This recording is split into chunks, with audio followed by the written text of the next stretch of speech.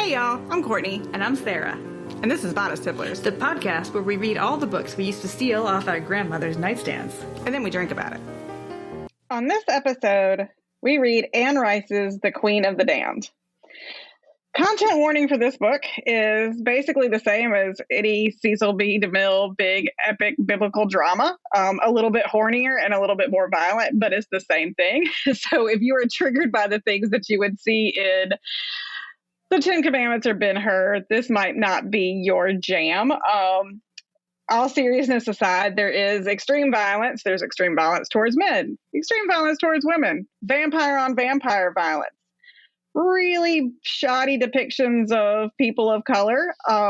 There is rape. There is cannibalism, but the good kind of cannibalism.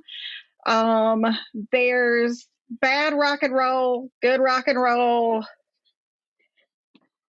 There's some grooming. There's grooming of human people. There's grooming of vampires. Everybody is being groomed constantly.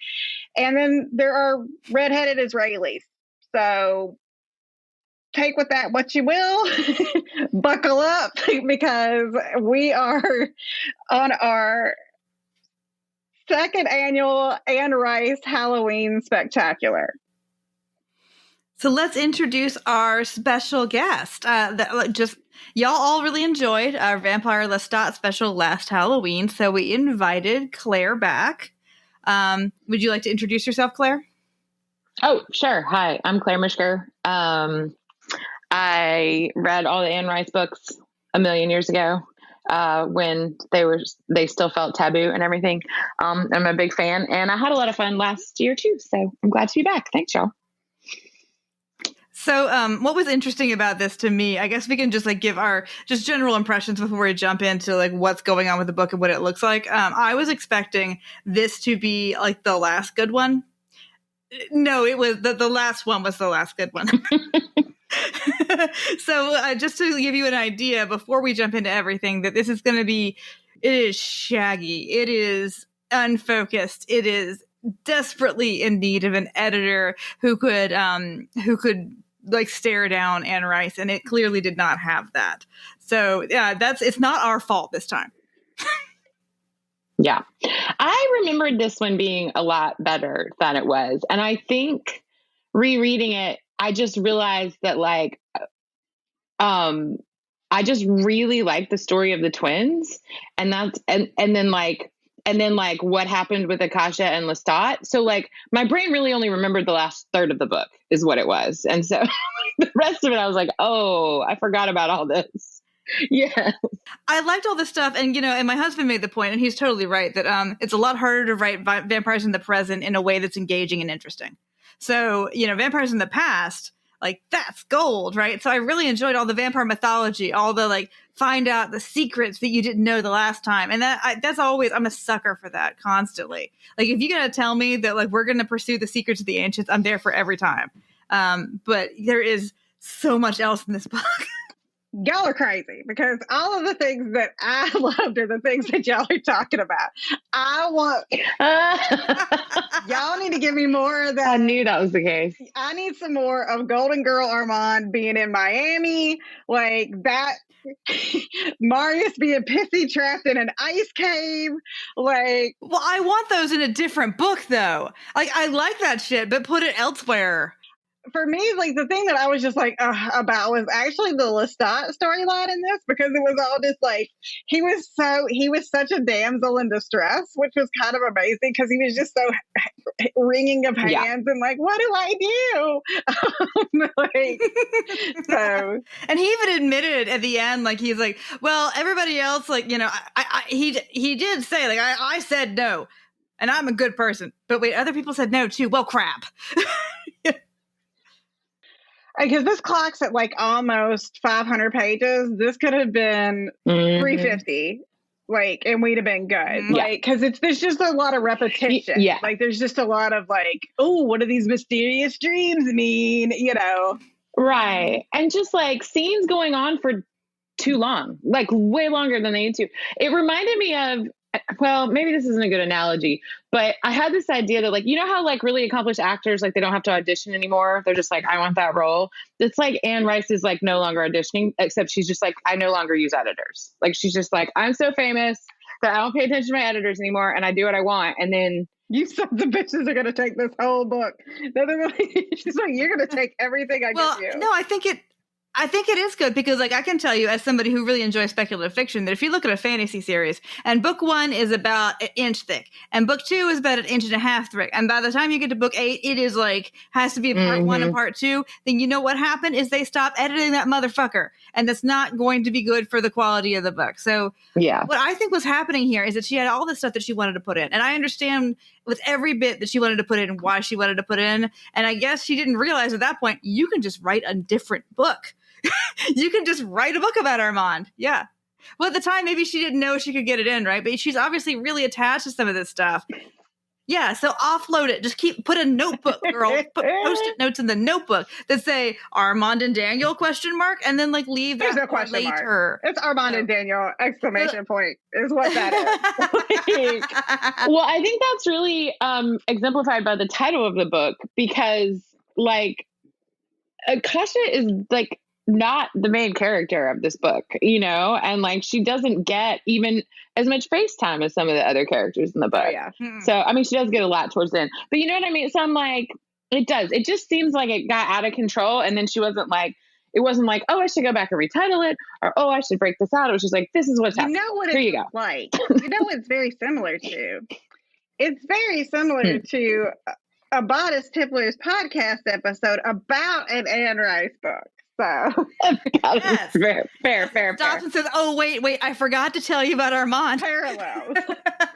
So yes, I agree. So let's tell you like what the book looks like and what it's about. And so this is the third in the series. Again, the first one is, we're going to just do a quick rundown. If you want to know a deep dive into Anne Rice and the Chronicles of Lestat and everything else, you can go back to the Vampire Lestat episode that we did last year. But this is the third in the series. This one came out in 1988. I believe Vampire Lestat was like 81, and then Interview with the Vampire was like 77 or 78.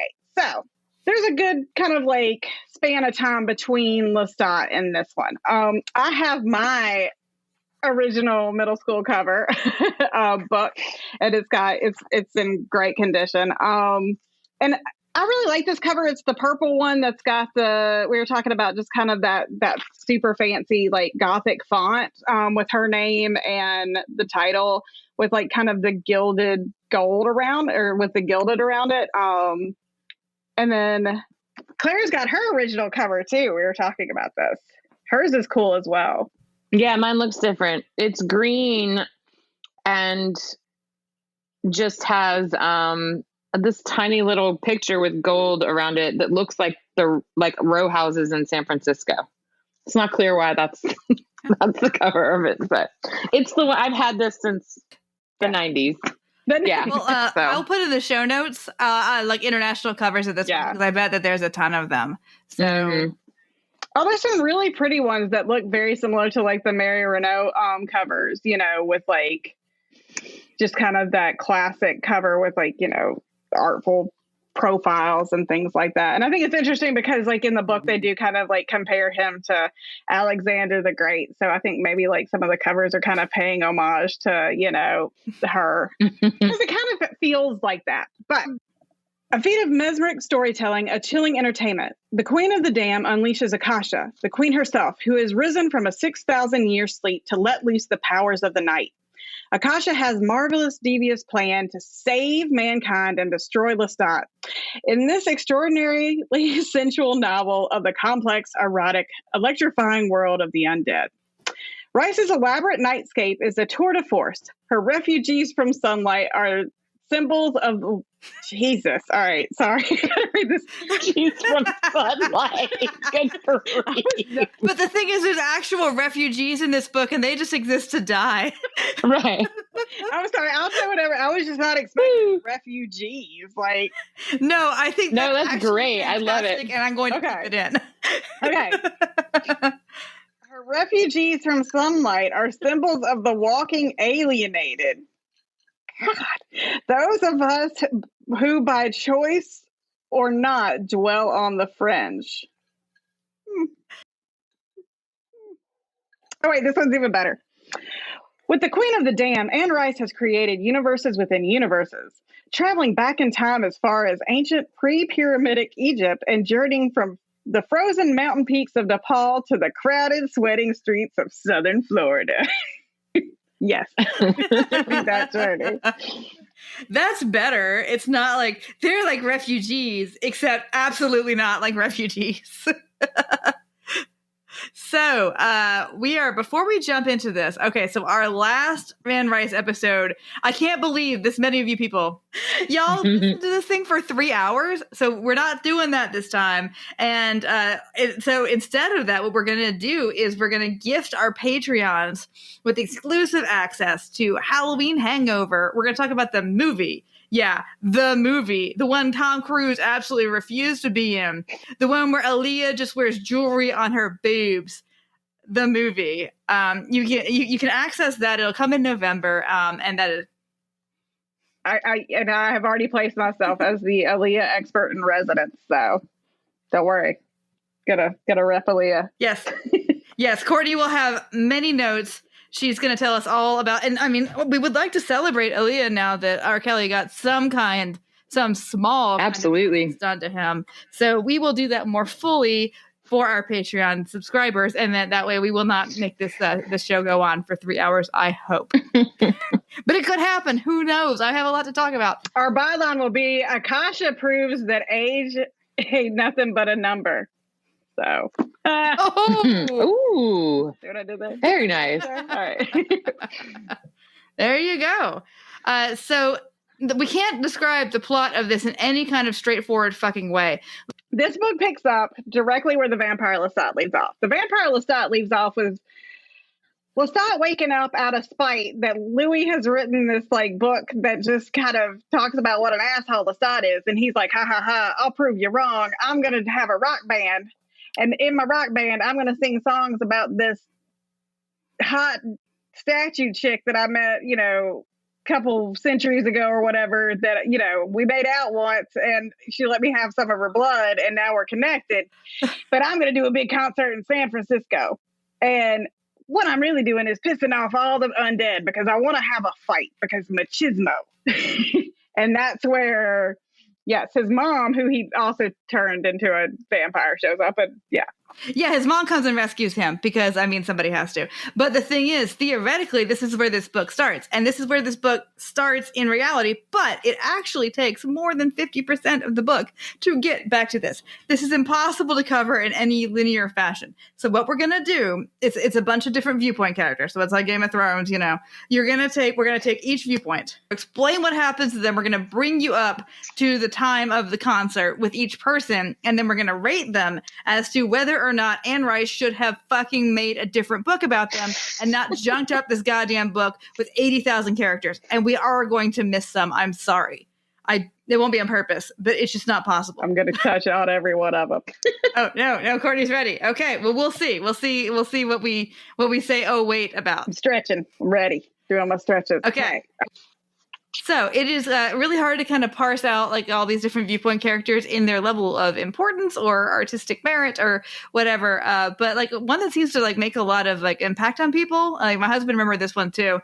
Baby Jenks is one of these little baby vampires that are being made all over the place by these people who have these vampire bars and that kind of thing.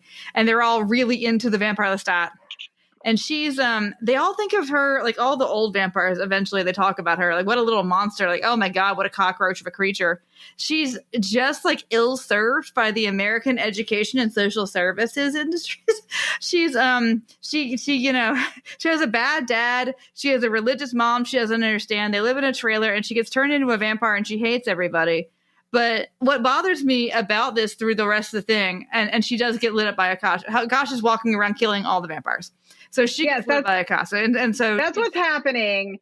I didn't mean to interrupt, but like what is going on in this is that Akasha has woken up and Akasha is killing most of the vampires, like especially if they're younger. Like she's just like bloop, bloop, bloop. And like the bloop is like just spontaneous combustion. So all these. She's killing all vampires that don't have some kind of connection to Lestat. And the ones that are also like good at like running or that like, you know, just live in a hole in the ground, like they're fine too. But so yeah, Baby Jenks is your only viewpoint character of just a regular vampire who gets snuffed out by Akasha. The thing that bothers me about this though is that like the way they talk about this girl, like y'all are all fucking monsters. You play the violin, but that does not make you like a better thing than Baby Jenks. She's like the white trash vampire. Yeah. That's like how they relegate her. Yeah, like how dare you? Like you think that your life is worth something and you've killed so many more people than Baby Jenks has.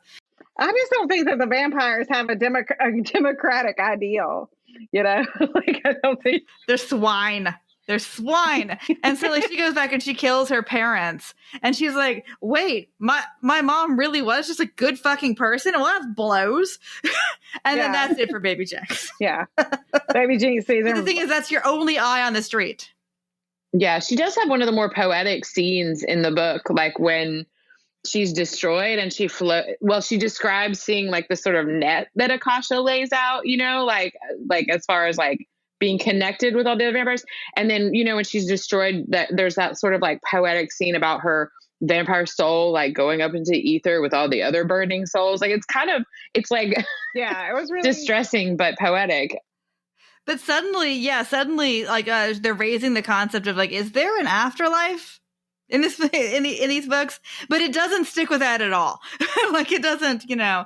And there is certainly the implication later on that vampires can have ghosts, but none of that's dealt with in any meaningful way or you know, like engaged with at all whatsoever. So anyway, that was Baby Jenks, and I vote to keep Baby Jenks if we are editing this book. In fact, I would like to see more people who are regular vampires getting snuffed up by Akasha, because isn't that actually the plot of the book? Yeah. So you find out what has happened is, because again, we're kind of in this like this timeline, but seeing all these different viewpoints. So this is not a point of view character, but it's important for all the other point of view characters moving forward to know what happens. So as we learned in the Vampire Lestat, Akasha and Inkel are sure. Yeah. They have been watched for, you know, eons basically by Marius. Marius was a Roman who had turned into a vampire, and he happened upon the mother and the father of vampires, you know, centuries ago, and has been keeping them in a shrine, and he is kind of like the watcher of them. And when Lestat's music is playing and all this kind of stuff, like he goes down one night because he's like, something's different. Something has changed. And he goes down and the place is in ruin.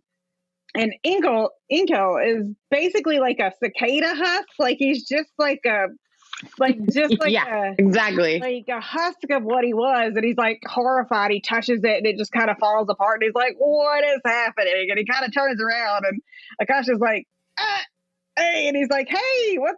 He plays, he plays like really dumb for a minute. I was so annoyed. He's like, who could have done this? How could this have happened? It's like, you know who did it? Like, come on now. There's 3 people who live in this house. One of them is right. I mean, it's dead. The title of the book. Come on. But the thing is, you do not know about any of this unless you read Vampire Lestat, or until you get to at least 70% into this book. Like if you are if you just picked up this book from like a spinner rack in the late 80s, you would have no idea what the fuck is going on, because all of this was. But it's an event book, you know. I mean, again, it's one of those books that like built. Yeah. Anyway, so he turns around and Akasha's like, "It's me," and he's like, hey, and she just kind of like, this is like, fuck you, bye, and like destroys the shrine. And I couldn't tell, I can't remember where it was, because all of a sudden he's just encased in ice. And so it's in the far north, because this is in the Vampire Lestat, and we read that a year ago. It's in the far north of North America. Oh, okay. It's like way up the top of Canada or somewhere. Yeah. Mm-hmm. And so he's just like trapped in the permafrost and he's like just laying there pissed off. And so he's sending out like messages to, his fledglings, they can't hear him, but he can send them to people near them. It's kind of like a telegraph game, and it'd be like, hey, Pandora, I kind of need your help. I'm trapped in this fucking ice. Can you come get me? So then we have Pandora and Santino who are then looking for him because he's trapped. He is like in the OG Superman movies. Like he is in his own fortress of solitude, but it has collapsed in on him, and he's just laying there like all mad. He's just big mad like that. This is the first vacation he's had in millennia. I don't understand. This is the thanks I get. Just take a break. Take a break, Marius. Enjoy the chill. Girl, wash your face, Marius. Yeah, and so... But what would you vote on that, though? I mean, I would vote like a negative number because that is a viewpoint that should have been in this book. Yeah. Yes. You don't know what the fuck is going on if you did not read the previous book. Exactly. And there's one... Marius viewpoint. I just looked at the table of contents, and it's in like the last third of the book, and it's only one. Yeah. So, to me, as like a literature person, to me, it's interesting seeing how or just trying to figure out what choices she made about who to make chapters out of, and stuff like that. And it just doesn't make any sense. There's like really no rhyme or reason because like we have a few who only have one of them being Pandora, and then Marius later. But like we get Pandora here at the early. And she can't hear Marius, but for some unexplained reason, she's going to the top of a mountain in Nepal. And she's like, oh, I would like to see what's going on in the world of racism. So she goes to the Himalayas. And because she's been having these dreams about these two redheaded twins. And so she goes to see her. I mean, why does she go to see this dude? This vampire that all he does is have this death temple? Because Anne Rice just saw Temple of Doom. It is about the same time. And these people, it reminded me of that too. It's about the same. Yeah, I had that same exact thought. But all these people are like lined up all the way down the mountain. I guess they're dying, like freezing to death also, to get into this temple where he just eats them and then they just burn the bodies. So all he does is drink blood all day long. It's like a vampire like Club Med or something.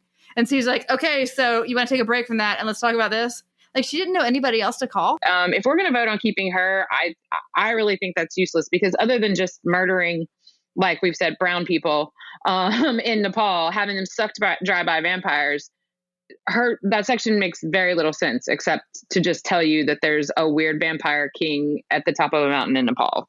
It gets weirdly into the weeds about her flying powers and stuff. Oh yeah, she hates to fly. Yeah, she hates to fly, but she does it. My red pen would just have been going. Now, I understand that you are a Faulkner scholar, but let me tell you, as an N.M. Martin scholar, that the beginning of every Babysitters Club book says, yes, she had a good idea. And that good idea was that we're all going to get together and form a Babysitters Club, okay? And the way the Babysitters Club works is this. Claudia has a phone, so she's the secretary. And we're all going to take turns babysitting. And so you know what nobody's confused about is what's happening in the Babysitters Club. Right. So, I'm just saying that that would have been a good thing for Anne Rice to have. Oh, absolutely. I mean, this is no As I Lay Dying, which is Faulkner's multiple viewpoint book. So, but yeah, I don't know. I don't really understand the ones that are just thrown in there. Because even in the second half of the book, when Pandora is part of the sort of like council, she doesn't really do anything. So, I don't know. And in the movie, she wears a sari for no reason. So there's some added. She's Greek. And the thing, okay, so let's delve just a little bit farther into this fucking temple because I want to talk about the logistics of this temple. It is in the Himalayas. And I don't mean it's in the Himalayas where people live. I mean it's on like the shoulder of like it's not Everest, but like mountains like mountains like K2, Annapurna, whatever. It's like the shoulder of this mountain and the wind is screaming by. And there is a continuous line of human beings who've been flocking to this temple, waiting their turn to get eaten by this vampire. Okay? It's so weird. How? There's no support structure. There's no like camp followers. There's no... This does not make any sense. This guy drinks so many people that he's still like... flushed like he's like everybody else, the whiteness of marble. And later it made me think of it was like a big tick about the pop. Okay. It's very it's really and again the famous Courtney line, inexplicable. Yeah, it doesn't make any sense. And why did we start essentially we start like the meat of the book, like this book, I guess what people were asking Anne Rice after the last one, I want to spend more time with these really ancient vampires, which I get it. I want to spend more time with these really ancient vampires, but then is this what they spend their time doing? Like, right. Like, yeah. Right. Yeah, exactly. It's been, yeah. This guy's been around for 1,000 years, and he's literally just been eating like one after the other. Like that's not. He'd be mad. He'd literally Don't be you mad. Like watch TV or like see what's going on? Take a break. It's very, very strange. Like, it was upset. Like, again, this book is problematic as just problematic with people of color, and it's one of those where it's like nice white lady situations where it's like, well, I'm gonna put in people of color, but they're all gonna get eaten. So that's exactly what I was gonna say. It's like, I'm gonna make this diverse, but then all the diversity is like completely wackadoo left field. Like, I don't understand what's going on here. Then the viewpoint goes to Daniel, and Daniel was the OG, like that was the person that Louis, like that was the reporter that Louis talked to, and he's the one that published Interview with a Vampire, and he has hooked up. Yes, he is. Yes, he is the holding the mic guy. He's he's like the original MTV VJ, like on the ground hip guy. VJ. And so now I'm thinking of Carson Daly. Like, no, I was going with like Sabrina. Come on, Kurt Loder. Let's have some gravitas. Kurt Loder. He's like, Kurt Loder is my dad's age. That is bananas. Kurt Loder is like 75 years old. Like that man started on MTV at like 40. It's wild. So the point of view chapter that we have is Daniel. Daniel is the interviewee in the Interview with the Vampire book. He is the reporter that Louis talks to. And, post interview, he obviously is a mega millionaire and also obsessed with vampires, because wouldn't you be obsessed with vampires and be like, holy shit, this is amazing. So when we meet him, though, he's running around or like stumbling around Chicago looking like a homeless man. And you're like, did he lose all the money? What is happening? Now, what you find out is that he is engaged in an incredibly, amazingly toxic relationship with the vampire Armand. And they are your favorite soap opera couple. Like, they love each other. They hate each other. They punish each other. Like, they are like some Patch and Kayla situations. Like, they are smacking each other. They're like, I'll show you, I'm going to leave. And so Daniel occasionally does these walkabouts where he's just like, I'm leaving because you won't make me a vampire. And that's all I want. And Armand's like, well, I've never done it before. I don't, like, hey, it sucks. And he's like, it doesn't suck. I had forgotten that detail. Yeah. I had forgotten that detail that Armand had never made anyone. And so Daniel goes on these, like, where he just goes off in a snit, where he just goes off all pissy and, like, basically, like, he's also, like, broken in the head. Like, he does not have, like, the problem solving ability of a normal human. Well, I don't think he has any. I'm sorry. I was going to say, I don't think he has any, like, survival skills left. Like, that's what made me think of, like, especially at the end, too, when, like, everybody else is scared and he's just like, this is amazing. And he's drunk on Armand blood. So, I mean, that's true. Like, fair. Still a person. He is still a living human being. Right. He's also at the beginning. A severe alcoholic. Like, he is some Dylan Thomas-esque alcoholic, like, just falling asleep on park benches. Like, and he goes on these walkabouts and, he's just, I think he is dreaming about the twins too. He is having dreams about these redheaded twins, and Armand will let him have just the tip.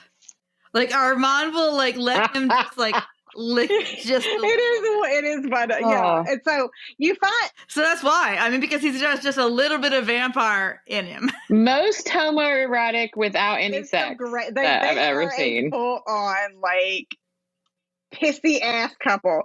So I don't even remember how they hooked up, but it's kind of amazing in that Armand was just like, he meets Daniel and he's like, well, I'll dress like you and just be like, I'm going to walk.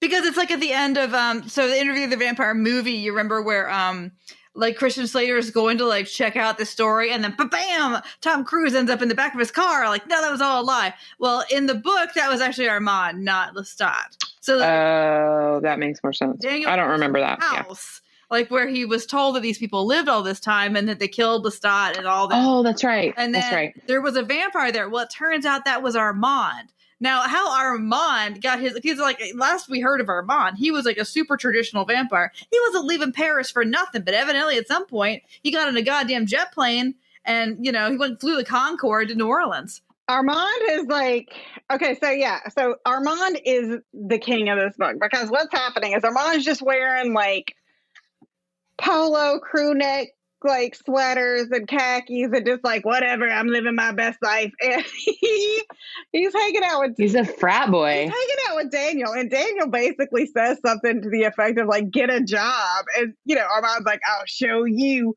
I'm gonna amass so much wealth. And he's like, hey, look at this shipwreck I found. Hey, look at all these lost antiquities. So Armand gets so much money that he buys an island off the coast of Miami that he just calls Night Island, and it's only open from sundown to sunrise, and it's just like it's like downtown Disney, but like with a vampire. Pleasure Island. It's literally with vampires. Pleasure Island, and he's just got a villa, and it's him and Daniel just hanging out on like Pleasure Island off the coast of Miami. Like, so he is one part. It's amazing because he's one part Scarface party boy and one part Golden Girls, like with his like just fucking little ranch style house with all the rattan furniture, just living. So I'm imagining lots of like Nagel prints, though. It's like being in a nail salon. It's all I want. Oh, or like he has those priceless pieces of art that we hear about later. Yeah, so, but it's obviously clearly that Miami fashion, like white pianos. Yeah, so basically Courtney's wheelhouse. Yeah, so. Yeah. No. I'm okay, wait. Yeah, so I take back frat boy. He's Miami Vice. Yeah. Like, that's what it is. He's not frat boy. He's Don Johnson. Oh, yeah, he is. So again, Courtney's, like thing. So exactly. So that book was the best part of this whole damn thing. Was like Daniel and Armand being pissy. And there's a lot of so should it be in the book for me? Yes, because like again, they're really Daniel and the person we're about to talk to next have the most point of view like chapters in the book. Like Daniel really has, I think, the most, aside from Jesse, who's coming up next. And before we get into the twins, so he's really kind of our context person. I think they could have even done more with him. Yes. So like, well, imagine if the book about Armand had been this instead of the book about Armand. So, yeah, so what happens is like he is basically like he's just trudging along like a hobo, like in Chicago, and he's like, oh, I wish Armand would come get me. And like he and Armand can talk to each other psychically because, like, as Sarah said, Armand gives them just the tip. So they have like this psychic connection. And so Daniel plays these games where Daniel's kind of Lestatish in a way where he's just a little bitch. And so, but dudes like it. Like, you know what? Daniel's that Daniel, and when we get into Akasha themselves, are those they're those fucking crazy people that people are always attracted to. Anyway, so Daniel's like just laying around a park bench in Chicago, and he turns around and there's Armand. And again, to remind you, Armand is not Antonio Banderas. Armand is like a 17-year-old pretty boy, like frat looking, like lacrosse playing dude from like Venice, So he looks like a cherub. Yeah. So he sees Armand and he's like, Armand, you're here. And, goes and runs and grabs him. And Armand puts him on the private jet. And they're talking psychically. And he's like, so here's the deal, man. Like, you are less than $1.20. Your liver is shutting down. Like you are dying.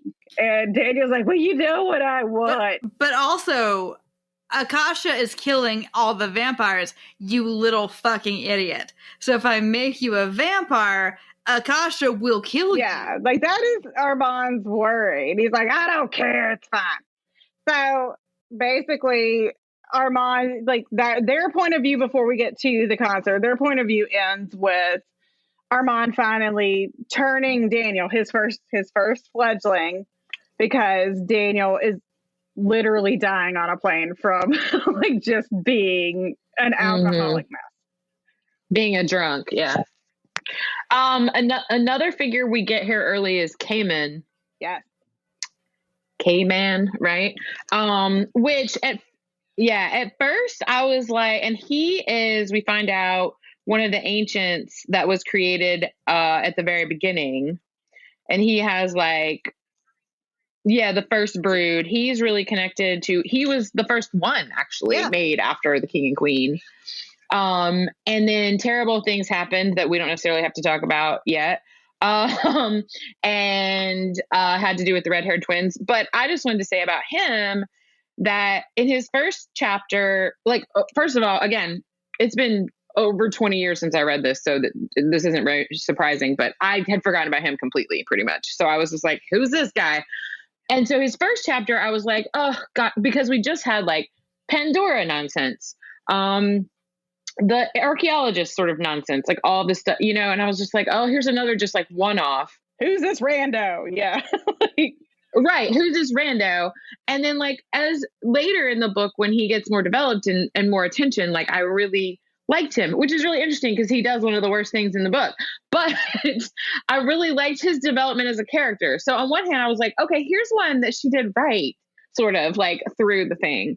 But the first time we meet him, when he's like, I can't remember who I am, like all this, it just seems like a mess again, is how I sort of felt about it. So I'm glad he got better, I guess, as the book went on. So evidently this happens to him a lot, though. He's most of the vampires, every so often, which kind of makes sense with how human brains work. They go into the earth for a while every so often because your brain can only handle so much, like living, right?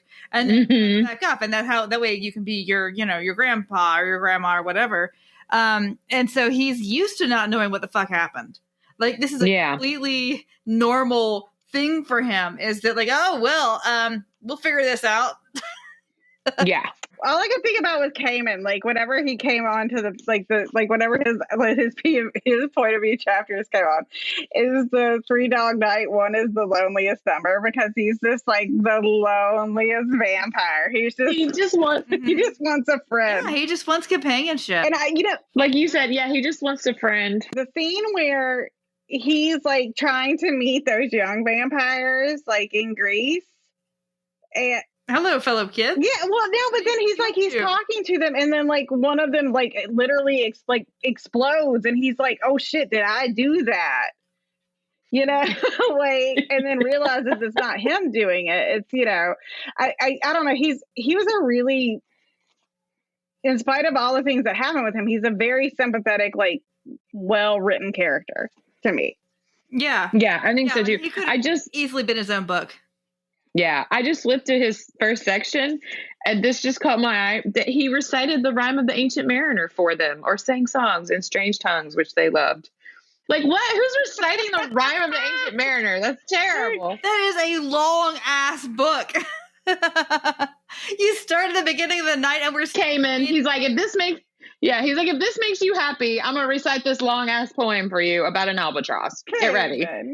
Anyway, he's so try hard. But he's the first one who actually. Okay, so the weird thing is, I don't understand why Lestat doesn't know that Akasha is killing all of the vampires.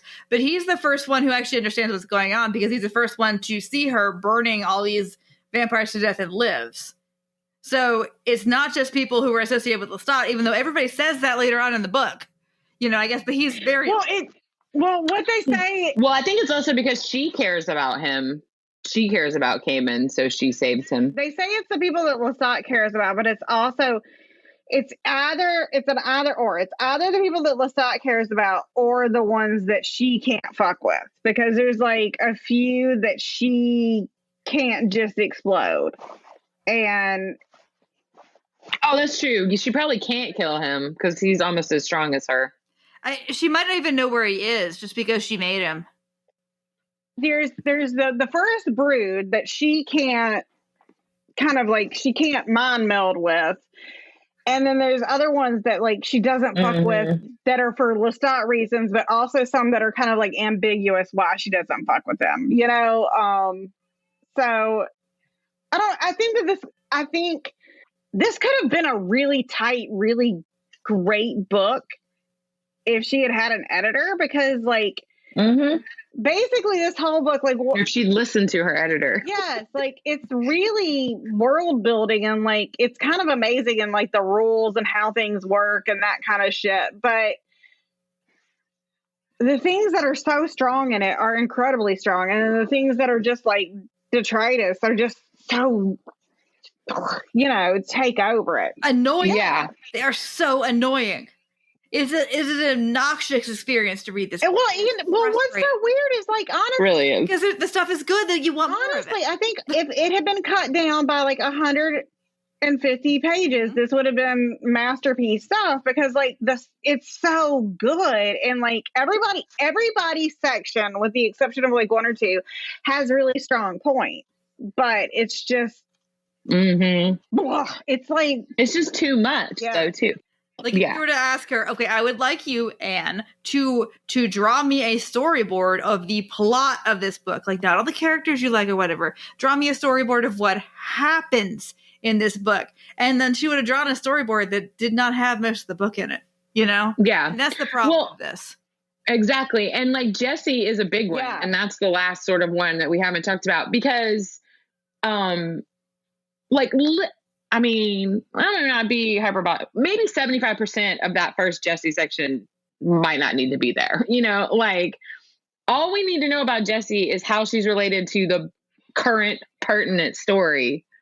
But like, there's all this back build about why she's obsessed with Lestat. And I don't know. I just personally don't feel like it's necessary. The whole Claudia thing and the whole New Orleans thing and all that stuff. I was just like, ugh. I get why she didn't want to lose it though, because it worked. Like it worked like gangbusters for a different book. That's why they say kill your darlings. You have to kill stuff that doesn't work in the book, even if it is your favorite stuff. So I mean, maybe should we go ahead? Like, well, go ahead and rate Caiman.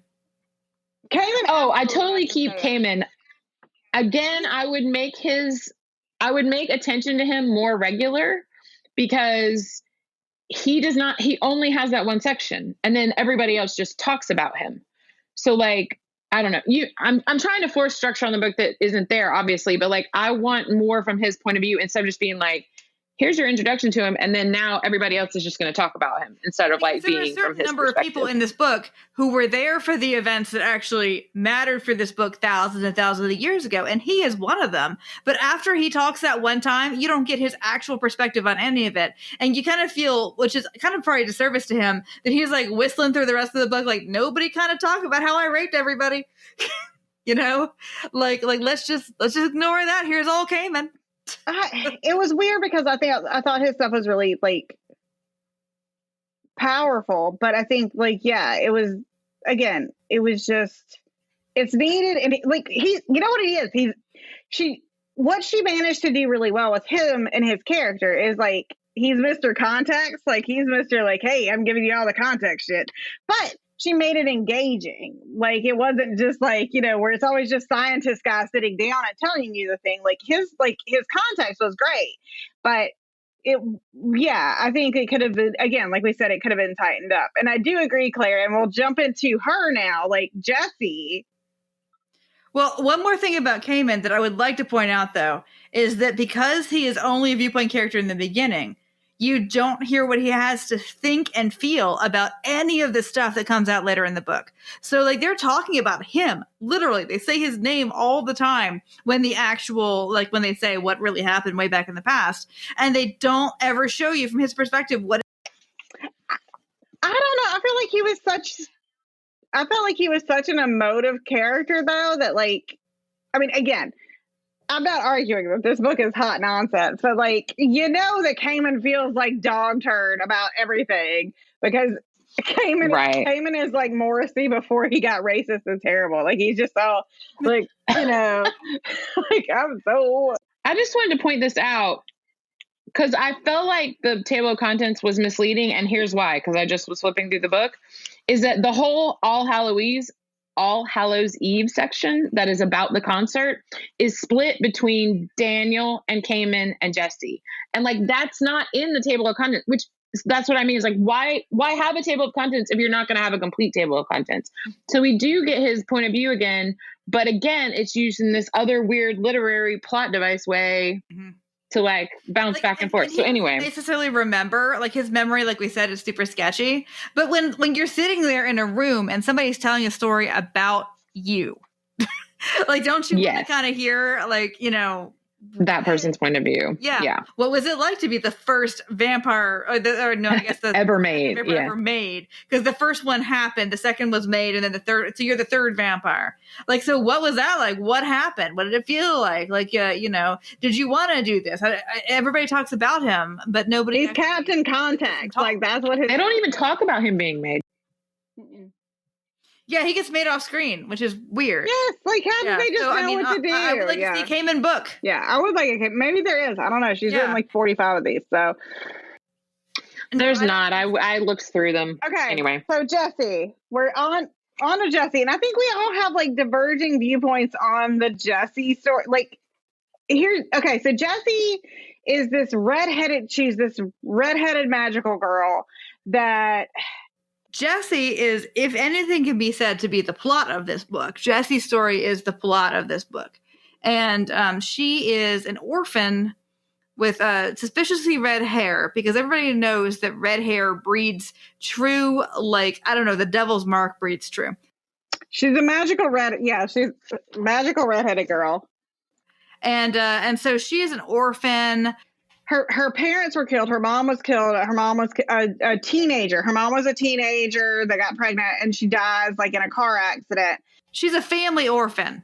She's not like an orphanage orphan. Yeah, but family takes her. Yeah, her family takes her in. Can I just point out the insane detail that she was like just shot out of a vagina cannon during a car wreck? Can I say that into this podcast? Oh, no, yeah, we can absolutely talk about vagina. I guess she's got that miracle birth. Yeah, I think the line was spontaneously aborted, so I don't think you've gotten any more graphic than that. Yeah, so, like, you know, so this is before they had airbags. We invented airbags so that when you got in a car wreck, a baby did just not, like, just shoot into the fucking Long Island Sound, just like a fucking cannon, like fireworks. It's the 1812 Orchestra Overture, and they're just like, da-da-da-da-da-da-da-da, bam. That's how she's born. So... But I mean, like, I guess, like, you do have miracle births in folktales. I guess maybe that's what. I mean, so like Jesse, So Jesse, redheaded special Jesse. Remember, all these vampires have been dreaming about redheads. Jesse goes and lives with her like distant cousins, this like family, this nice, well-to-do family that live in Manhattan, and she's got this nice benefactor, Maharet, who always sends her these letters. Now, Jessie, from an early age, starts seeing ghosts. And, like, at first she's terrified of the ghosts and all this kind of stuff. And then one night,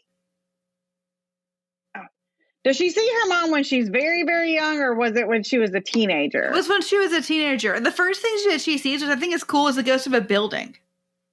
Oh, yeah, she sees the ghost of people.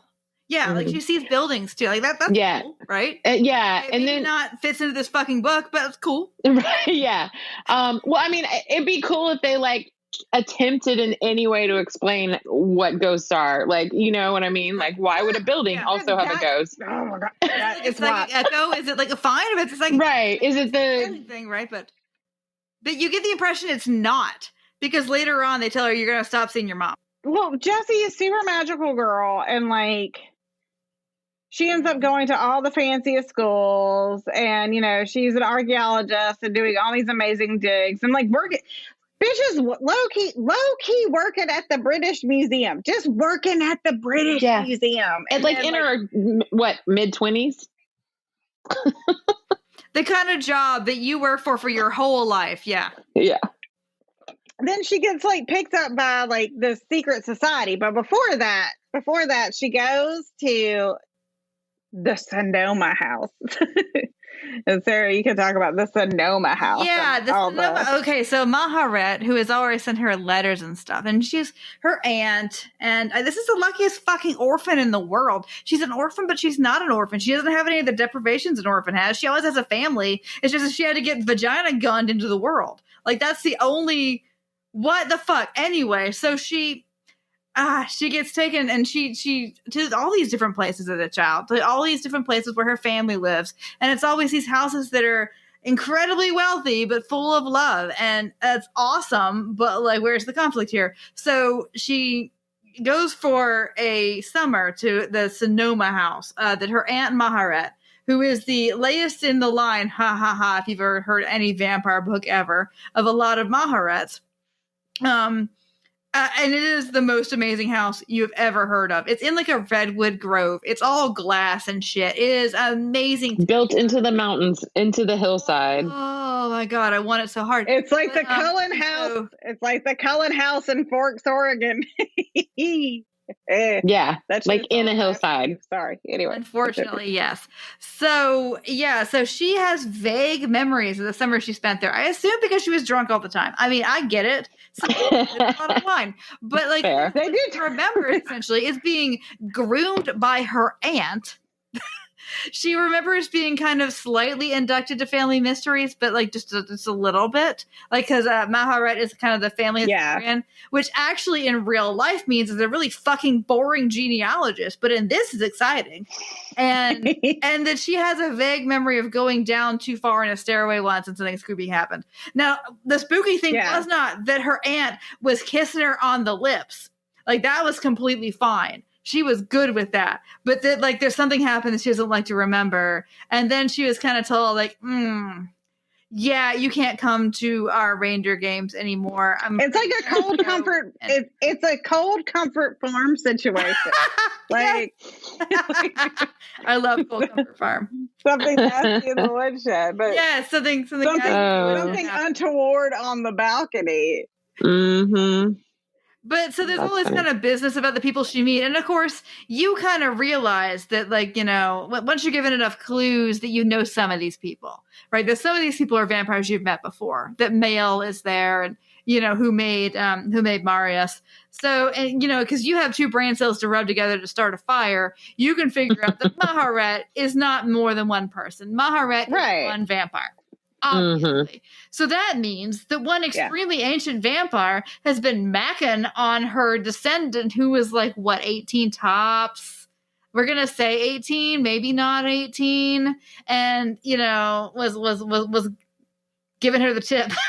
just like Daniel. It's weird. Yeah. It's creepy. So what, in her rememberings, she is on the balcony with Male, and she remembers, like, you know, he like leans down, like he ensorcels her, basically, like, you know, enraptures her, is like kissing. What she thinks is like being in a swoon is obviously him drinking her blood. And Maharet comes out and is like, "You motherfucker," and like basically just like bad dog off of a cliff. And like, you know, Jesse, who is a 20-something-year-old human person, is like, "Holy shit, you just knocked that guy off the cliff." And like, she looks down and he's just standing there like, "Hey." And that's like at the end of the Zoom, he's like waving before you hit leave. Maharet is like, she's like, "Bitch, you gotta go. Like, you gotta get out of here." And so she goes. He sends her a bracelet, like a truly like a thousands-year-old like Celtic bracelet. I want that bracelet. Oh my God, I want it so bad, and she doesn't deserve it. It gets like dropped, like, so it gets. I mean, she wears it all the time, and like you hear about, like, it's very funny because like Anne Rice obviously is supplanting herself in Jesse, because we get a lot of, like, usually with like everybody else, we get like descriptions of like, their face is like a marble with eyes, but they're hot. But Jessie, we get so much like description of like, she doesn't wear makeup, but she's naturally beautiful. Yeah. Her hair is like crazy and wild, and like she dresses like Rice, yes. Yeah, like she dresses like sexy librarian, but not sexy intentionally, you know, like that kind of stuff. So like she is very much the like the heroine in this thing, because we know you can say Mary Sue, because this is the she is. I mean, we have a Mary Sue, and then we have a Marty Sue because of Lestat. Like Marty Sue has been there, and so now she's like, no, I'm gonna do one that's better. So, Jesse. So Jesse, and God, we're getting like, this is where we get in the weeds, because I feel like in this book, this is where we get in the weeds, because this is a whole aspect. I agree. It is like. All of a sudden, Jesse joins this secret secret society. All of a sudden, we have a secret society in Alaska. Like in the Tale of the Body Thief, like that dude is in this. I mean, like, what the fuck? I love a secret society, but when you got vampires and all kinds of stuff, you know what? It's like, here's the thing. I'm usually a fan of the idea of more is more. Like, I am the fan. Like, it is weird in my personal dress and my personal life and everything else. I am Dolly Parton and like just slap it all on. But in like the way that I write and the writing that I enjoy, like, no, like you doing too much. Parse that shit down. Like, he's a pervert and a terrible person. But like the Ernest Hemingway style of writing of like, and then this happened, and then this, and I felt this. That's my jam. Like, she is throwing, like, she is just pollocking. Well, she is just pollocking, throwing things at us. Like, what? This, book. It is an entire book. What right. Well, that's here. Yeah. And well, the whole thing about the Talamasca is that they get so much attention in the witches books, in the Mayfair books.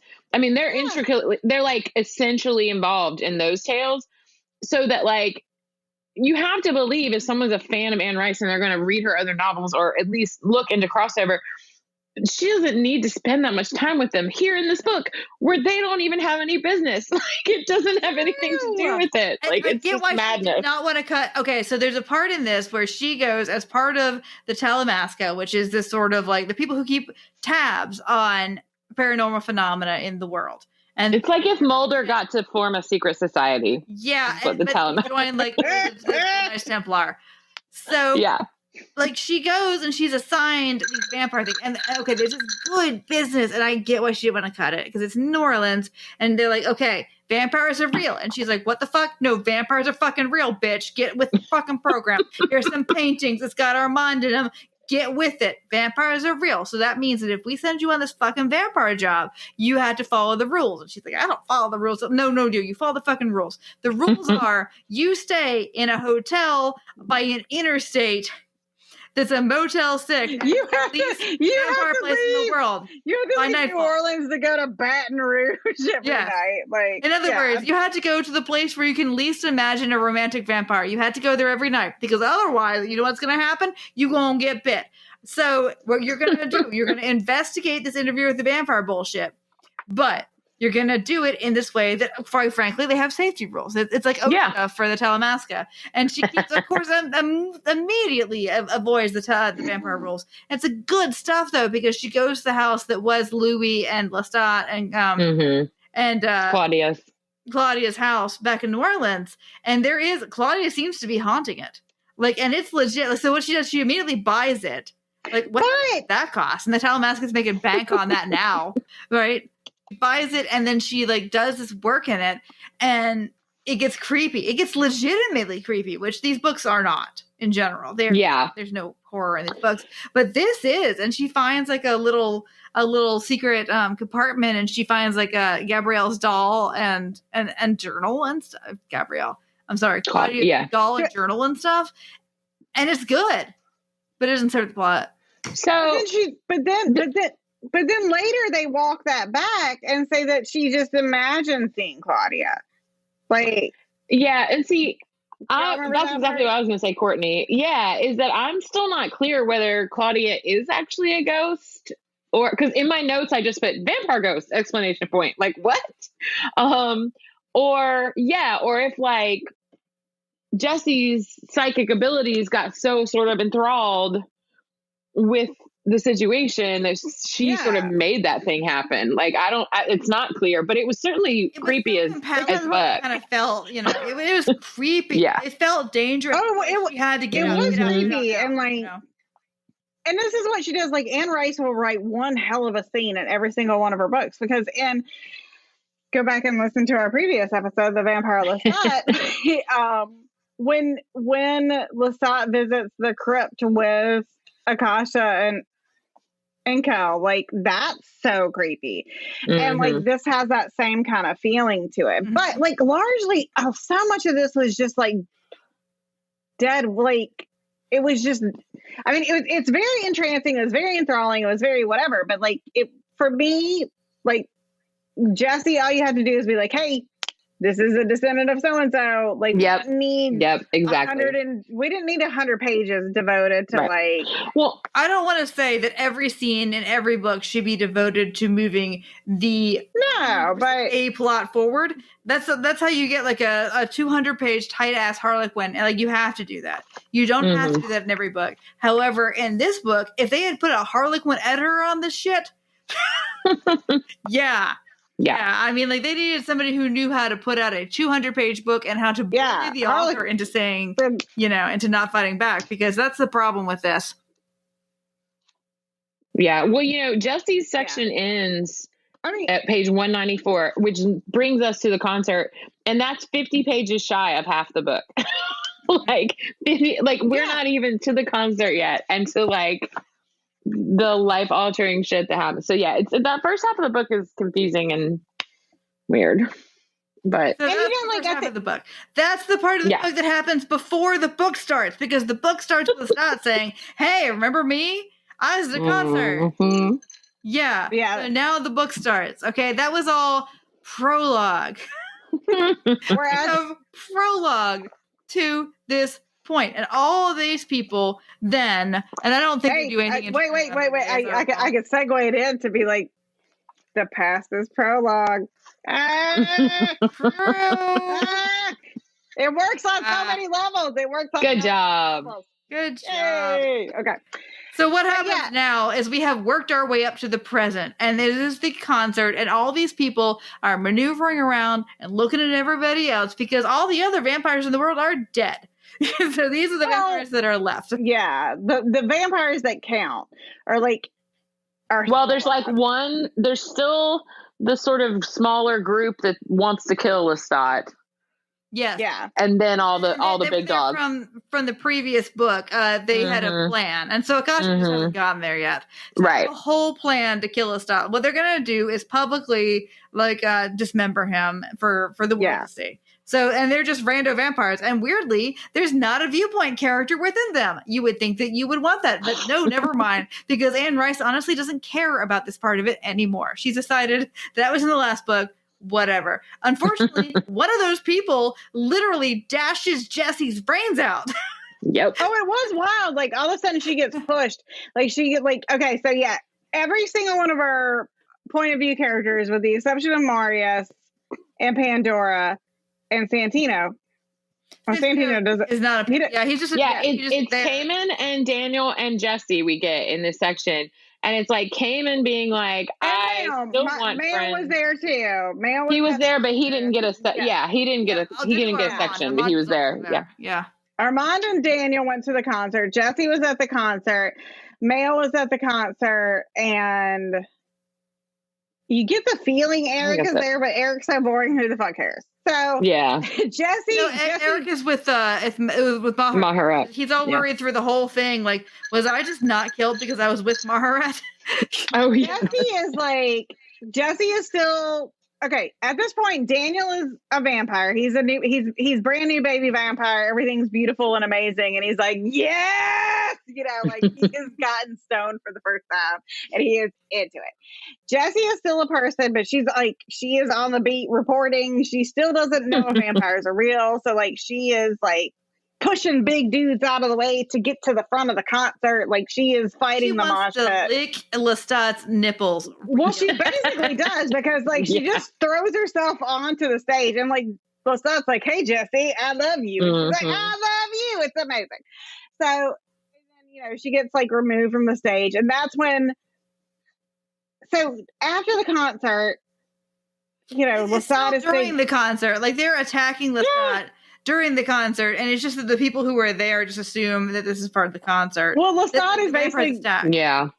he has given his like best like Depeche Mode, Duran Duran, like live feature I was thinking situation. Velvet Goldmine, but yes. Chaos starts happening. Yeah. Some people are caught on fire. So he yeah, like, well, that's what's happening. Like, so basically, like, pandemonium starts to happen. Jessie just gets randomly pushed by this like vampire, like pushed into, like thrown into a wall, and her neck breaks, but like she's still alive. And that part was like really compelling and upsetting and great. Like, Landers are there. Like, there's a fireman who's like, "It's gonna be okay," but she can tell that he's totally lying, because he then turns to somebody and says, "No, you can see her brains from here." Yeah. Yeah. That's her brain. Yeah. And then, you know, and then it really, the perspective goes with her, doesn't it? It really sort of goes with her. It leaves her, and it goes in the ambulance, and it goes to the hospital. But I thought what was interesting too is like Caiman, one is the loneliest number. I just want a friend. Call, you know, you just call my name and I'll be there. Goes up and he sees Daniel and Armand, and he's like, and then he sees Mail, and he's like, "Hey, you gotta protect your brain against, you know." He's like just giving tips. Like, he's just that guy. He's like, "She's out there." Yeah. Cover your brain. Like, he just wants a friend. They do have a discussion which moves the plot forward that tells you that they're talking about how Pandora and Santino, who's a person that does not matter, so don't put a pin in. He does not. No. Right. That they are No need to put a pin in him. they can hear Marius screaming. So that's they're going to get Marius. Like, "Get me the fuck out of here! I hate everything." You know, Marius. So okay. He's tweeting from the far frozen north. True North, strong and free. But that just kind of comes in through. She doesn't know how to use viewpoint characters. Viewpoint characters are supposed to be chosen so that with all the ones you can use, they will tell the story. But she keeps having a fucking cheat about it because she doesn't know how to actually do this. So it's anyway, wow. You know that's happening. Somebody's going to help Marius. She spends 50 pages on the concert, on all that stuff, on showing it. Telling you what Armand and Daniel are wearing. And doesn't... I mean, but I love that shit in a way. Like, I love how chaotic her writing is sometimes. Like, anyway. And Jessie gets turned into a vampire. That part happens there. She's in the hospital. Yeah. It doesn't explain what's happening, but you can tell. I mean, obviously, because it's a book about vampires, that Maharet has come and is whisked her away, turning him to a vampire. And then there's this is clearly the wreckage of Maharet's plans for her. You know that Maharet had like some crazy breeding program, right? But well, and it turns there's that weird erotic scene between Maharet and Jessie when she's turning her, and it's like, I think I put in my notes like, incestuous ? Like, what is going on here? Like, it's really erotic. It's not incest. It is that's true. Not okay That's fair. For a father to creep on a daughter. It is not okay for a grandfather to creep on a granddaughter. It is not okay for a great grandfather to creep on a great granddaughter. But I don't like. No, you're like no. I don't know. Hold on. No, it's not about that. It's not about that. I mean, that obviously, but it's about if you have any kind of familial caring about a person, and it's obvious from the jump that Maharet did because like she wanted to safeguard, you know, Jessie. And anyway, it's an age gap. I mean, it's a power gap. You shouldn't fucking creep on people who are not equals to you. And if you are, what is she? Is she like 8,000 years old? Yeah, something crazy, like 6,000 to 8,000 years old. Like, unimaginable. Ancient beyond ancient. Her timeline and her fucking math on shit is the wildest fucking thing. Like, because like these people are all dinosaur age, like you know, it's just it's insane. Somebody says that they are they remember not them, but their family remembers before the moon. The time before the moon. That freaked me out. I'm going to use that as the title of something, like a cover album or something. I'll tell you that the Narmer palette is about 3000 BC, so about 5,000 years ago. Lower and Upper Egypt are united. This is clearly long before this. So anyway, she has very few sexual partners she can choose from, but she is limited to those. No, this is hard, and I'm getting into the damn weeds. But like, what is insane is basically, I still don't understand that. Basically, Maharet and her sister are fucking cave people, but they're redheaded cave people, and it's the wildest thing. Like these wild redheaded cave people in Israel. Like, what is happening? So anyway, all right, okay, cut that. I'm googling when were the first redheads. Okay, so then we get to Lestat. Then we finally get back to Lestat and Akasha. Well, before you start talking, let me tell you that there are genetic archaeology. The first redheads did probably appear between 30,000 and 80,000 years ago, about the same time as early migrations out of Africa. Wow. But so they've always been there. Gingers have always been there. So I know that like all blue-eyed people, we all trace our heritage to one dude by Lake Baikal. I only know that I'm a blue-eyed person myself. Yeah, so like there's one dude, and we were all related to him. But so I don't know about green eyes, but red hair actually turns out, oops, yeah, you can have a redhead then. Wow. I mean, well, that makes sense too, because remember, sorry, this is like totally random, but the bog people that they started to find like in England and stuff, a lot of them had red hair. And I know red hair is more prominent like in European areas and Scandinavia, up there. But that was like what, 10,000 years ago, 20,000 years, I've whatever. Never known if those people have red hair now because they've been in a bog. No, well, that's true. They do think that maybe it could have bleached the hair. Okay, so that wraps up our point of view chapters. And here's the thing. You guys think that we're just like chaotic energy, and we are, but sometimes there's some thought behind it. So if you have not listened to the Vampire Lestat episode, one, why are you still listening to this episode? Like, stop, go back and listen to the Vampire Lestat episode. Like, buckle in for that 3 hours. But it's awesome and it's worth it. So Claire Mishker, who is on this episode, is actually Dr. Mishker, the director of the Graduate Writing Center at the University of Mississippi, and also like gender/Faulkner expert du jour. And if anybody has ever written a book that is like long, winding with multiple viewpoints that doesn't really make a lot of sense, and we have to like grasp onto things, it's William fucking Faulkner. So she's the perfect person to talk about this. And also, it's true. Oxford, Mississippi, New Orleans, not that far from each other. Like they're not that far apart. Yeah, so it's a good geographic location. So, Dr. Mishker, why don't you talk to us about like multiple viewpoint books and your experiences with them with long-winded ass people? Sure. I will say, to be fair, you say it's a long book. As I Lie Dying is actually like this thick. So is it's very brief. Like this thick. Well, Sound of Fury, is longer than As I Lie Dying, but yeah, they're both as brief. long as The Queen of the Damned. Do you know? Oh no, neither of them are. The Queen of the Damned earns it. You could put Sound and the Fury and As I Lie Dying together, and they're not as long as Queen of the Damned. Or even as long as the portion that we've talked about, which is so multiple viewpoint heavy. I negate this argument you're making, because when you don't have paragraphs or like tight breaks, and it's just words thrown on a like paper, that's crazy fair. Long. So, that's fair. Anyway, Dr. Mishker, talk to us about points. So please. Right. So Sound and the Fury and As I Lie Dying are points of view. They're a lot different. I think As I Lie Dying is obviously the one that people know for just being like in each character. And one of the things about this is like, as someone who loves As I Lie Dying and spent a lot of time researching and writing about it and trying to figure out if there was like a method to the madness, that's what I'm always looking for. So in this book, I was looking for the same thing. And I'm like, is there a pattern? Is it a frame? Does it do this? And like, there's nothing detectable, quite honestly.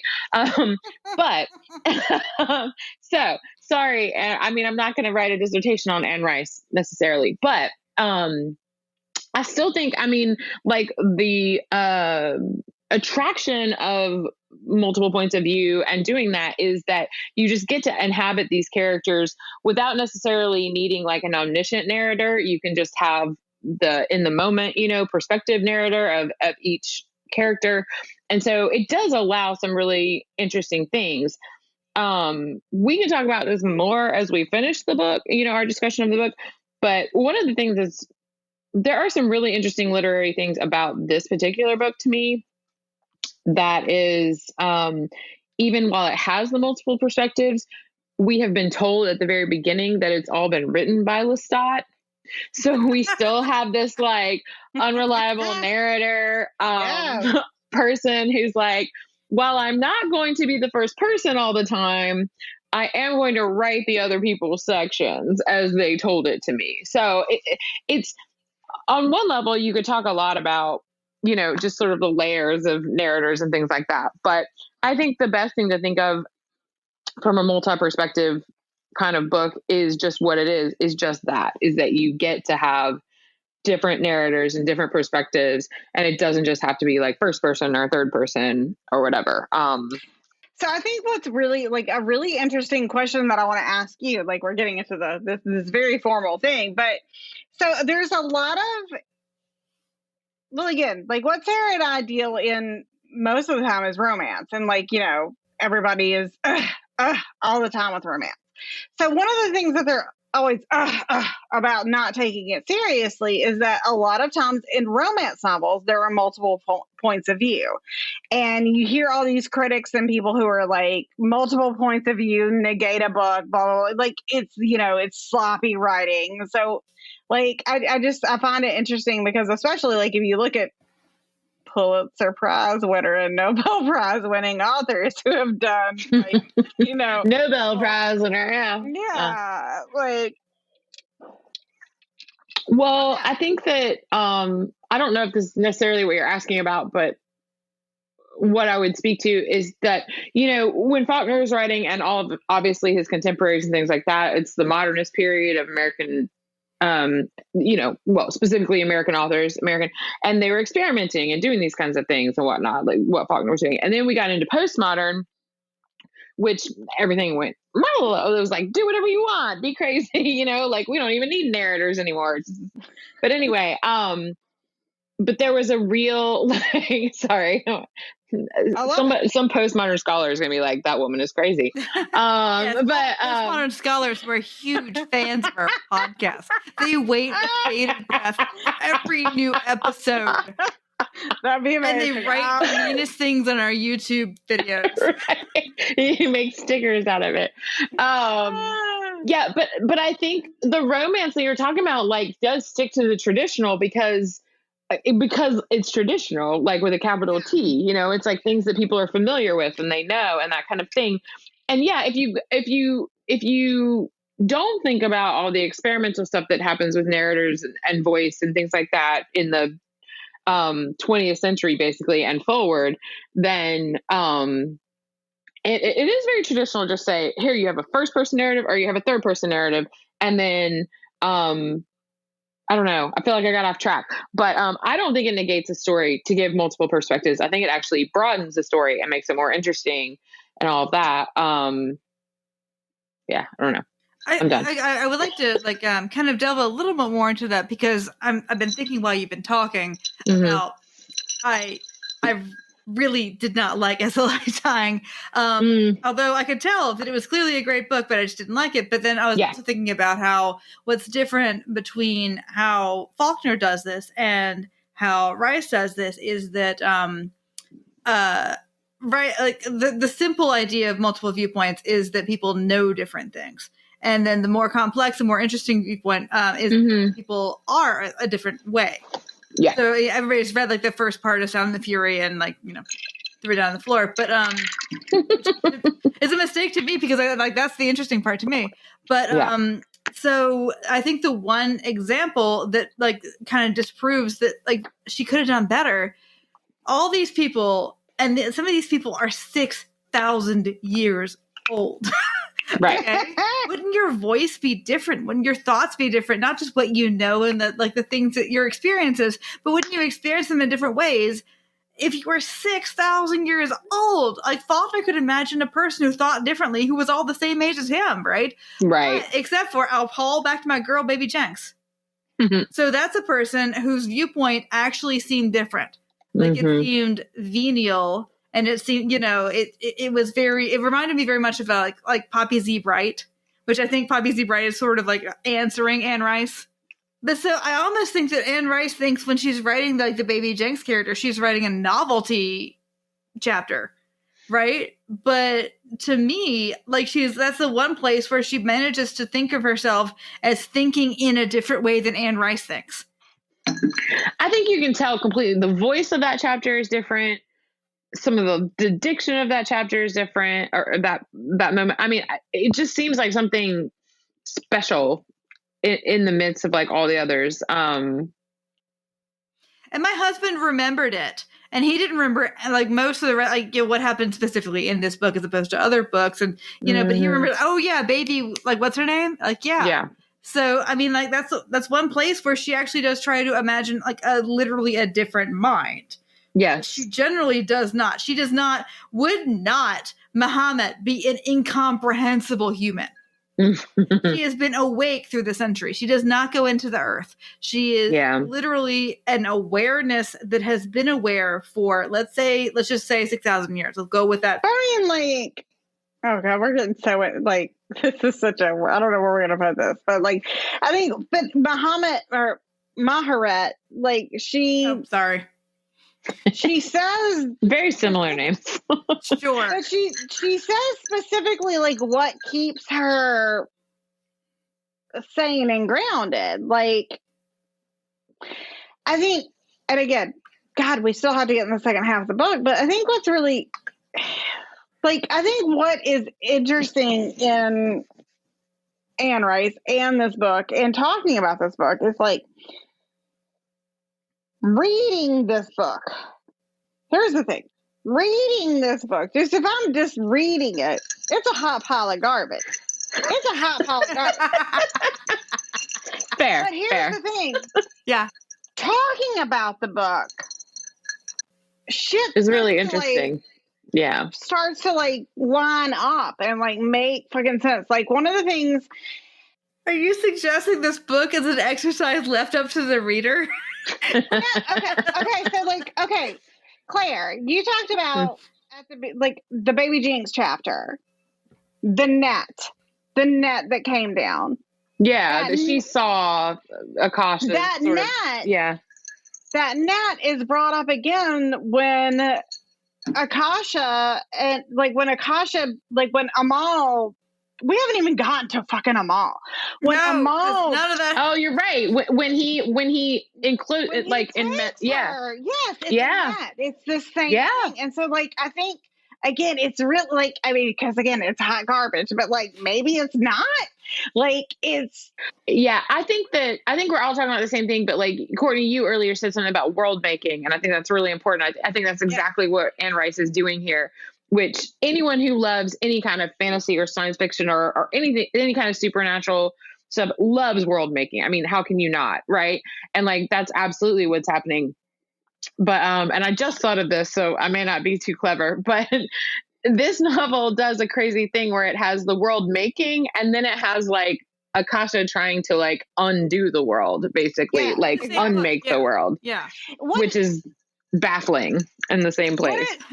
The craziest problem with the Avengers get assembled and then they break up. There are no movies where the Avengers just do Avengers shit. The craziest thing about this book, okay, and I think this is a good point to jump into part 2. This book, Queen of the Damned, the premise is this, the Queen of the Damned, Akasha, who we learn about in the first. She is the weakest part of this book. She is the weakest part of this book. She is the worst part of it. And we get so much, and we talk, we get to the concert. We're at the concert. We talk about, the concert happens. And we finally get Lestat's viewpoint, 200 pages in. We're at Lestat. And, he wants to basically, burn the baby vampires. He's just machismo. He wants a small, time fight. He's like, oh, they're all gonna come for me. You know, he's a drunk, come at me, bro, kind of thing. Like, come at me. And Akasha, who he has made out with once briefly, 100 years ago, and now writes songs about, is like totally into him. It's like, she's a fucking crazy bitch. Like, she's a crazy bitch. Like, she woke up, Cicada husked her, her ride or die. Her thousands of years partner. Throws Marius in some god. It's like, she's like, fuck you, bitch. It might be worthwhile to point out again that this is all Lestat writing this. Like, she throws Marius in the ice, and then she just starts like bloop bloop bloop flaming vampires left and right. And Lestat gives his one act of courage, which is having people love him. Many brown people. Like, is that a lot of brown people to murder? Oh no, when he's like, I'm going to give my concert. She basically, like, he's in the car with, he gets swooped up by, his mom, Gabrielle, and Louis. And then he basically just gets absconded with by Akasha. Akasha's like super passive in this book. Like, he makes very few decisions in this book. Lestat, who was the agent of everything, is now suddenly like, oh, I don't know. He is a romance. He is a 1970s, 80s romance heroine, is what he is. Absolutely. Yep. He gets abducted. He gets abducted. He gets taken. It all for you, And so, like, his ass gets taken. He gets taken from this concert. And he's watching all these other vampires just, like, blow up. And he's like, what about the people I love? She's like, well, they're fine for now. Like, total Mary Sue business. Oh my God. It's crazy. And so, could I interject here? Because I've been wanting to think, I've been thinking this for a while, and I'd like to get Claire's perspective on this. So obviously there are themes that are on purpose in an author's work, and there are themes that are accidental. Yeah. Anne Rice really has a theme going in these books that, okay, she writes a book and everything, if you look at this book and you take it as gospel, all these things are true.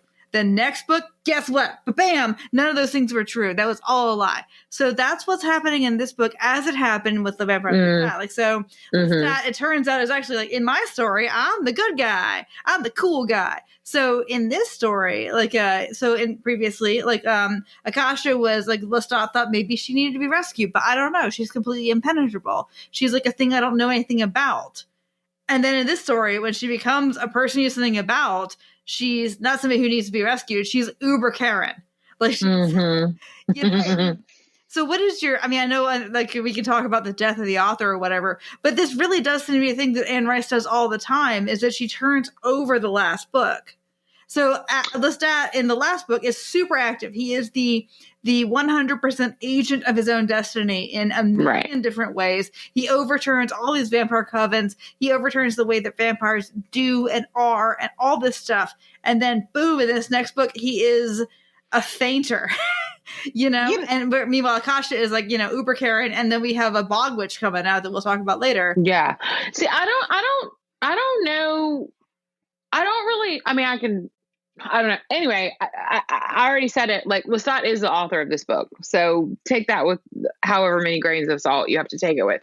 But I do think that this book is absolutely a partner to Vampire Lestat, where it's like, let's show you how other people perceive him, because we just got an entire novel of how he perceives himself. Yes. And we know what that is, And so we get to see him in a different light other than just hero, or the flawed hero as he is in the Vampire Lestat. And now we get to see this.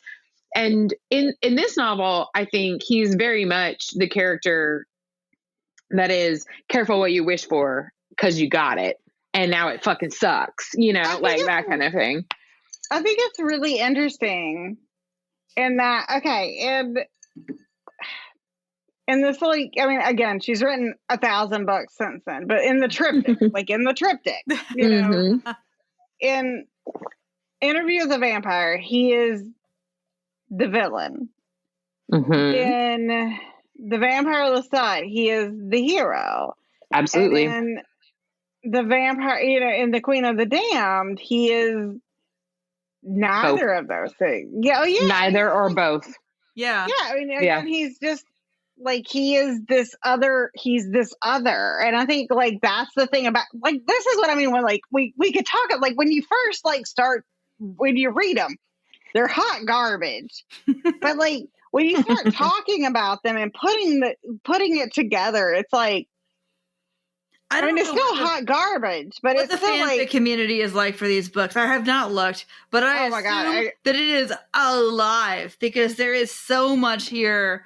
To like, okay, fuck this. That canon is not canon, you know, like that kind of thing. I bet it is contentious and hot. I'm curious what it is now, because like we've talked about how we all read these when we were younger, you know, and the fervor about it. Like a dead but thing, reading it again, I still freaking love it. And watching that movie that we're is going to be a Patreon thing, but still, that movie came out, y'all, in like 2002.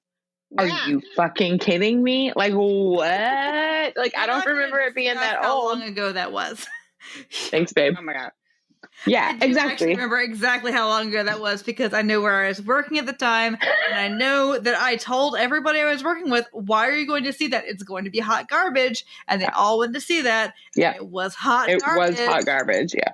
And they came back, and I was like, why don't anybody listen to Sarah? Which has been my refrain for my entire life. So why doesn't anybody listen to Sarah? I would like to see a renewal of interest in Anne Rice. Like you know what I mean? Yeah. And listen, we always bitch about reboots. These are things I would encourage reboots of. So now guess what? The smart people of the world have decided that we're forming a vampire council, as every fucking vampire book with any kind of goddamn forward-looking idea. It's not the smart people of the world. It's the vampires left over. There's 4. No, I'm just saying that like they should have done this like forever ago. Yes. There's like a handful.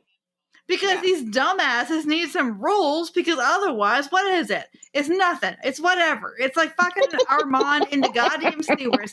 No, you have, I guess I have an authoritarian bent. How dare I didn't know it. But who is left is as follows. And please tell me who I forgot. Okay, because we've added some people. We have, of course, Lestat has been absconded with by Akasha. He was there. He is not there. Now Gabrielle, Lestat's mother, is there. Louis is there, who is Lestat's like fuckboy. We have Armand. We have Daniel, who is Armand's fuckboy. We have Santino, who doesn't matter. We have Eric, who also doesn't matter. Yes. We have Maharet. We have who's the boss bitch. Who made Marius. We have Marius on his way, and he'll get there in time, so it's fine. And he's also very grumpy. So Pandora and Santino are en route with Marius. A very pissed off Marius. You know, and you know what? Fuck you and your goddamn mask. You know what? Though? I appreciate it being typically like in so much of these like of the like Anne Rice stories, like gender, which is great. Like gender doesn't really come into play in like gender politics, but like Marius was hot. Old man mad about everything. Like he was old man grumpy about like, I'm fine. I don't need help walking. I'm going by myself. I'm just okay. Leave me alone. He's like, I'm 3,000 years old. Get the fuck out of my way. But they all know, like, if we don't, like, we got to get somewhere, okay? Like, we had to be in a place. We'll get there when we get there. It's fine. And then we also have Jesse, who's a brand new vampire. Jesse. Brand new vampires. There's also Caiman. Yeah. Oh, God. Yeah. And so, like, sorry, I don't want to muddy the waters about, like, how we're going to talk about this, because there's, like, the story of the twins and then what Akasha is doing or whatever. But if we're going to talk about that for a minute, I always find that really fascinating. Like, I always like to know what the rules are, you know, about like a vampire thing and a world and all that. And this one seems to be that it's the one spirit that started it all and is continually being spread. And so but the old ones or the particularly strong ones, and it depends on who you are and who you've been made by and all that,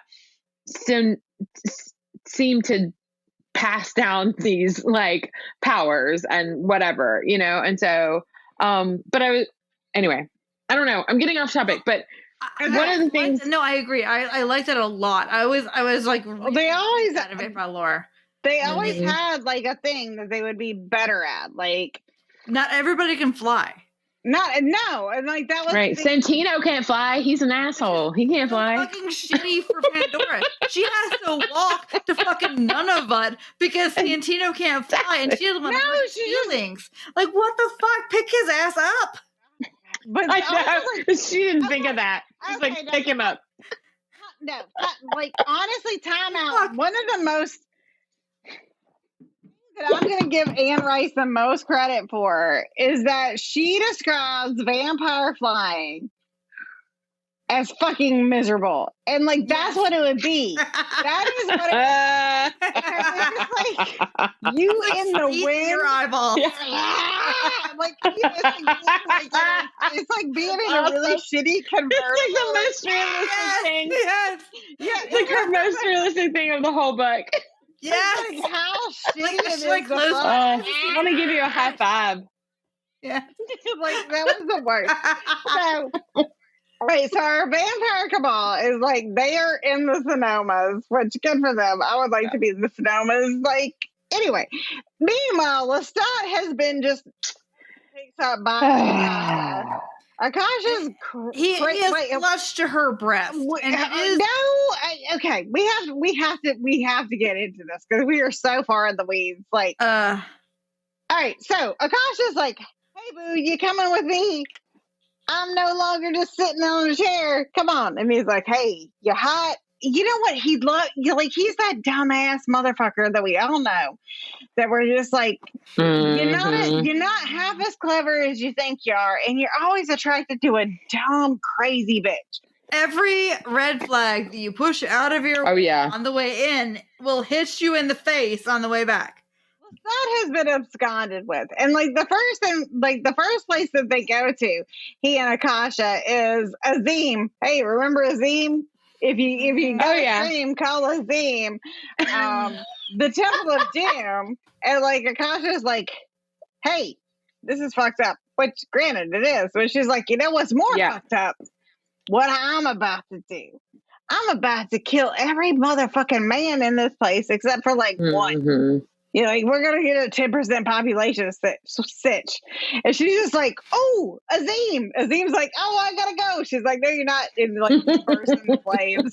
And she's like, "Hey, Lestat, you gotta kill half these people." And he's like, "But I don't want it." She's like, "But the blood." And he's like, "Well, the blood is good." And you know, he goes, "Yeah."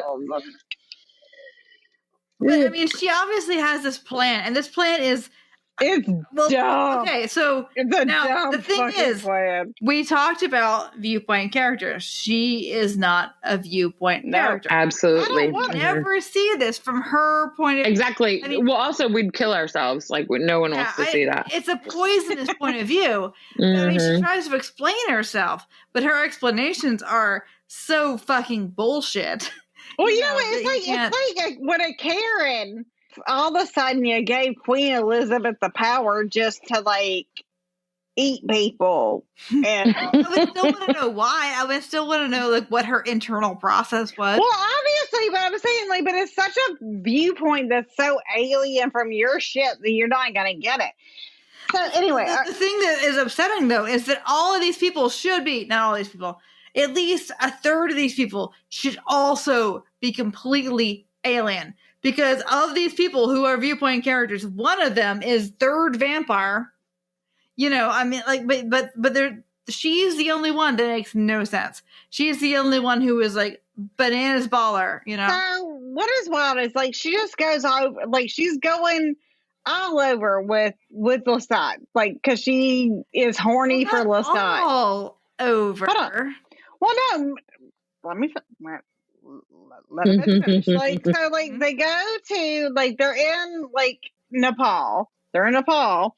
Then they hit Haiti. They're in Haiti because you got to go to Haiti. No, they go to Sri Lanka first. Well, they go to Sri Lanka. They go to like Greece. They go to like a couple places. But what was wild about the Haiti trip is that Anne Rice acknowledges what Haiti is. Like, she acknowledges how important Haiti is. Is like, hey, here's the one place where slaves overthrew, like, and then she was like, their masters, and then it became garbage. It was like, holy shit, this is insane.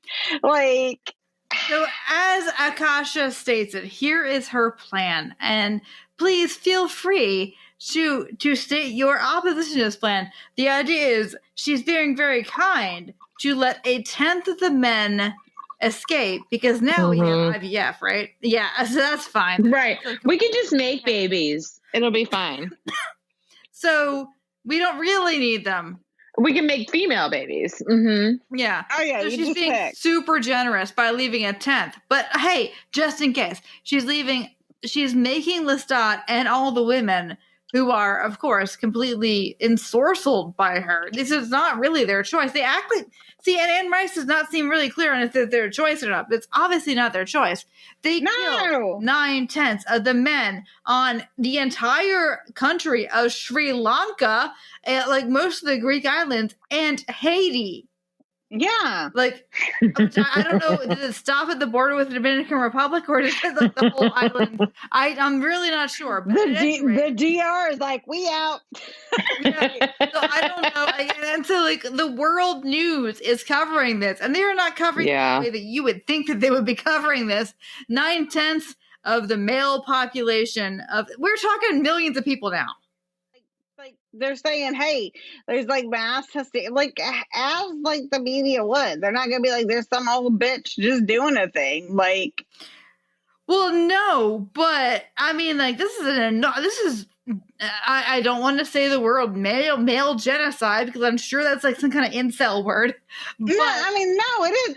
It's a genocide. Like, it's completely appropriate to say, because it is a male genocide, and that's the point of it. Is like, the point of it is like to be like, obviously, like, yes, this is like, this will solve all the things. But like, she's killing infants, she's killing like toddlers, she's killing children, like. And the hilarious thing is, it's like militant feminism is what it is. And like this. Obviously, has Anne Rice ever worked in some place like a library or a school where your bosses are also women? Because women are fucking garbage too.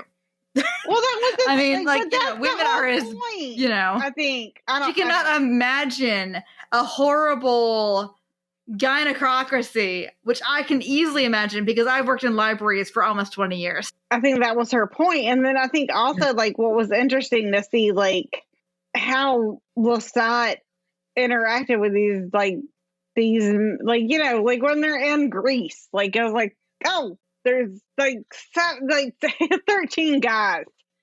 I'm going to let 10 of them live. And he's like, well, what happens to the other thing? She's like, well, you got to take care of that shit. Like, and like, well, I saw like a lot of the last part of this novel, and honestly, it's why I like it a lot. Like, the last third of the novel, where it has like all the stuff about the twins, and then all the stuff about Akasha, which we haven't even talked about yet, but like all the stuff about Akasha is like, it's so much stuff. But to me, it's like, hey, it's Anne Rice saying like, here's a great fucking world I built, and here's all the shit I need to vent about the world. Like, all the stuff with Akasha is she's just like, I'm mad at men, they're assholes, I'm mad at the current world. And also think about like 1988, like what the fuck was going on then, and like if she's she was obviously writing it before that. Like, she's like, I want to write this stuff to think about, like, how could we fix the world? Oh, here's how we could fix the world. We just get rid of like 40% of the men. Yeah. Like, it was 90% of the men. Whatever. Get the fuck out. Yeah. So that, and here's the thing, like, Akasha absolutely knows that, because Akasha is the fucking. Oh, she is the end all be all. Yeah. This is actually like, the smart part of the novel is that Akasha does not realize who Akasha is, which is uber Karen. Karens always think that other people are Karens, right? Vampire Cabal. We have We have Akasha killing brown people. It's terrible. Only and we have brown people. only brown men. Brown men, but she's still Yes, brown men. There's a big problem with. And Lestat is like wringing his hands and it's like, I God. don't know what to do. And like letting servants bathe him and shit. Like he's God. just useless and at this point. He makes a statement later, like, the reason you went to these places is that your primitive soul could only understand that. Like, are you kidding? Are you going to tell me that Haiti, a place where people have cell phones, is to you the same thing as pre-pyramidal Egypt? Mm-hmm. That's your idea, Anne Rice. Fuck you. So, we get the cabal of vampires, and we finally get the fucking story of the twins. Because we've had all these allusions to these twins, and like the twins. Like, there's been these two twins, one that can't see, one that can't speak, and they're both like by a crispy body, and they're eating a heart and a brain, and blah blah blah. So we get to the twins. One of the twins is Maharet, who is Jesse's like progenitor, like the one like kind of wants to make out with her, but also like wants to keep her protected. It's gross. So she is one of the first brood. Her and Caiman, who we've met, Caiman, one is the loneliest number. Caiman. So Maharet finally starts telling her story, and Maharet is basically a cave person. I don't know, because Anne Rice's time is bananas. I don't. She's just like 6,000 years before this happened. I'm like, so cave people. All right, cave people. We're cave people. So Maharet It seems to be reasonable that it's 6,000 years before now, which of course would make it about 4,000 years. People are living. Some of them are living in Egypt, and some of them are living in what is modern day Israel. Yeah. Right. So, but Israel at that point is just mountains and fields. So, okay. Yeah. Maharet and Makare are twin sisters, and they have their mother Miriam, which is a very Jewish name. Just saying. So, they grew up in the mountains of Mount Carmel, and they can talk to spirits. So all of a sudden, the spirits enter the fray. So the spirits are not people. They're not anything. They're just things. They're just entities that exist. And what I do like about the spirits is that she makes a definition like, okay, we call them good and bad, but what we really meant was useful to us and not useful to us. Right. That there's no real value judgment. There's no evil spirits. It's just some of them did things that were a pain in our asses, and some of them didn't. So, like they grew up on Mount Carmel, and like their tradition in the family was like in their village or whatever. They're of a people that like when their family members die, like when their mother dies, their mother Miriam dies, like what the twin sisters want to do is eat her heart and eat her brain. Because like that's a way of taking it's not cannibalism, it's it's cannibalism, but it's like good kind of cannibalism. And what we're given to understand is that in this world, in the entire sort of Near East, there's a good cannibalism, which is sort of a animist cannibalism, in which you have to eat the entirety of the body of your predecessors to not put them in the ground or in the air or, the other kinds of burial that we were aware of. So this was a widespread practice, and it was a good and decent thing to do that would honor your ancestors. And it was done everywhere, including in Egypt. So we get Maharet's story, and like we get like the story of this annoying demon Amal, who is just like, hey, pay attention to me. Hey. He's just that guy, And so like they get this summons from the queen and king of newly formed Egypt, and they're like, yeah, no thanks, we're not doing that. Like we're good. Well, their mom dies, and they're gonna have the funeral feast, and Maharet is gonna eat her heart, and the other sister Makare is gonna eat her brain. And it's going to be like this beautiful thing. Well, then before this, we had heard that in Egypt, because they had imported a mail order bride, they had brought in a woman from outside of this good cannibal culture. And she's like, this is cannibal. Gross. Oh my God. So had said, we don't do that anymore. And had decided in a way that it was abhorrent to the old school people here that we would make mummies and that we would keep our dead here. So in other words, these people knew that this was happening outside of their sphere of influence. However, they did not expect to be disturbed in their... But it was so remote and distant. It was like, it's that thing of like in, early United States situations. Like if you're fucking... Like it's colonization, but it's before colonization, before what we recognize as like colonization. They get this, like, before their mother dies, they get this tablet, like, it's a summons from the king and queen to come, and they're like, thanks, no thanks, and, and then, of course, it's like, well, here we go. Hilarity does not ensue. No, the mother gets sick, she dies. They're talking to this pain in the ass demon Amal, who's just like, hey, pay attention to me, hey. I can do a blood thing. I can can just make a mosquito bite. He is just a pain in the ass. Listen to me. That is like my hell on earth, though. Like if there was a spirit that stung me like mosquito bites, I would want to die. Like the worst thing ever. Anyway, but what happens is like as they're about to like do this, all of a sudden the Egyptian army like descends upon them and takes them, and it's they get taken. Who? By Caiman. And like Caiman, for his part, is like trying to be like, because Caiman is the like personal guard of the king and the queen. And he's the only person that treats them kind of like with any kind of decency. You can tell that he like respects them, and like they get to the first time they come and see the king and the queen, it's all about spirits. And it's all about what the spirits can and can't do. And it's all about the queen arguing with them about spirits versus gods. And like it ends up being just, everybody being...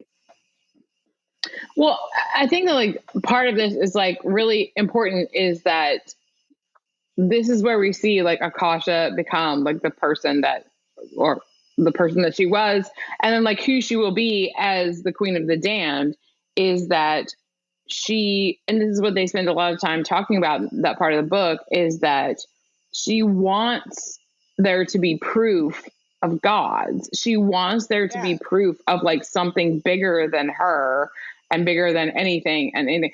And what the twin witches tell her is that no, sorry, that's not really what it is. Gods. Like all of these things that you think is not really true. Like it's just kind of chaos. And well, sorry, that's my own, imposition on things. But Akasha wants there to be something divine. And when they talk to her, the witches, it's not divine. And then that like sort of just... Specifically, it's the opposite of divine because they've talked to these spirits. And the spirits are like, yeah, we love to make jokes. They're always playing. Like, haha, I pretended to be the god. I lit the flame. I did this. I did that. And it's hilarious. And so, I mean, like, nobody wants to hear that, right?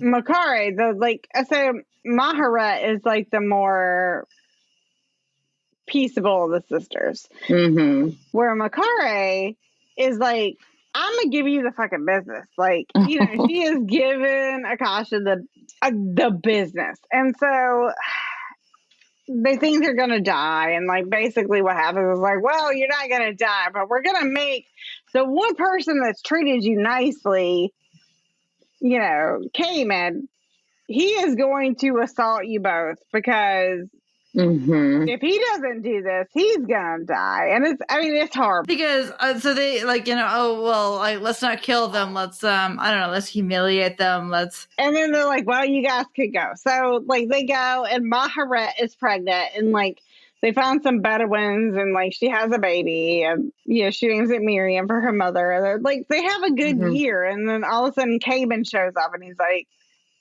y'all gotta come with me. He's like, Mom, we didn't know. No, we're good. He's like, gotten wild. Like basically. Yeah, and I think I will say right now, like I think this is like a really interesting plot point where it's like we let them go. Like we did this terrible thing. Yeah. And then we let them go, and then you're like, okay, it could be fine, but it's not. And then, and then he comes back and just like the whole thing sort of starts over again. Caiman has told them about a dark spirit, and what he has described to them is like Ankel and Akasha had been like plotted against and murdered, like by other political foes. And they had been hounded by this spirit beforehand, Amal, and like when they were murdered, when Akasha was murdered, there is a description in it from Akasha. And then I think, Caiman kind of alludes to it, but Akasha really describes it, is that there was this, net, is the thing that you talked about, like this net of blood. Like hurricane or whirlwind of blood that surrounded her. And that's like, it's very interesting to see how she became the first vampire, because Amal, he's desperate to be a human. And so he found this like moment, and he just finds power, right? He uses his little bit of power that he has, and then he sort of amplifies it, and it's opportunistic is what it is. He just takes this moment where they're being killed, and he just soaks up. And I have to say, the description of how they are made is really, really interesting and fascinating to me. And I like it very much. So into that, because how they were made, and Amal, and I think what's really interesting about it is what you talked about with baby Jinx earlier, and being in this net. It's the same thing that they describe, is this net. They keep talking about this net, this thing, and that's what you find out is so yeah. Well, it's that one demon that makes it all happen, and it's amazing because they gave him power. It's basically that he took the most opportunistic moment and took it, and how so Amal takes her, and then she wakes up and is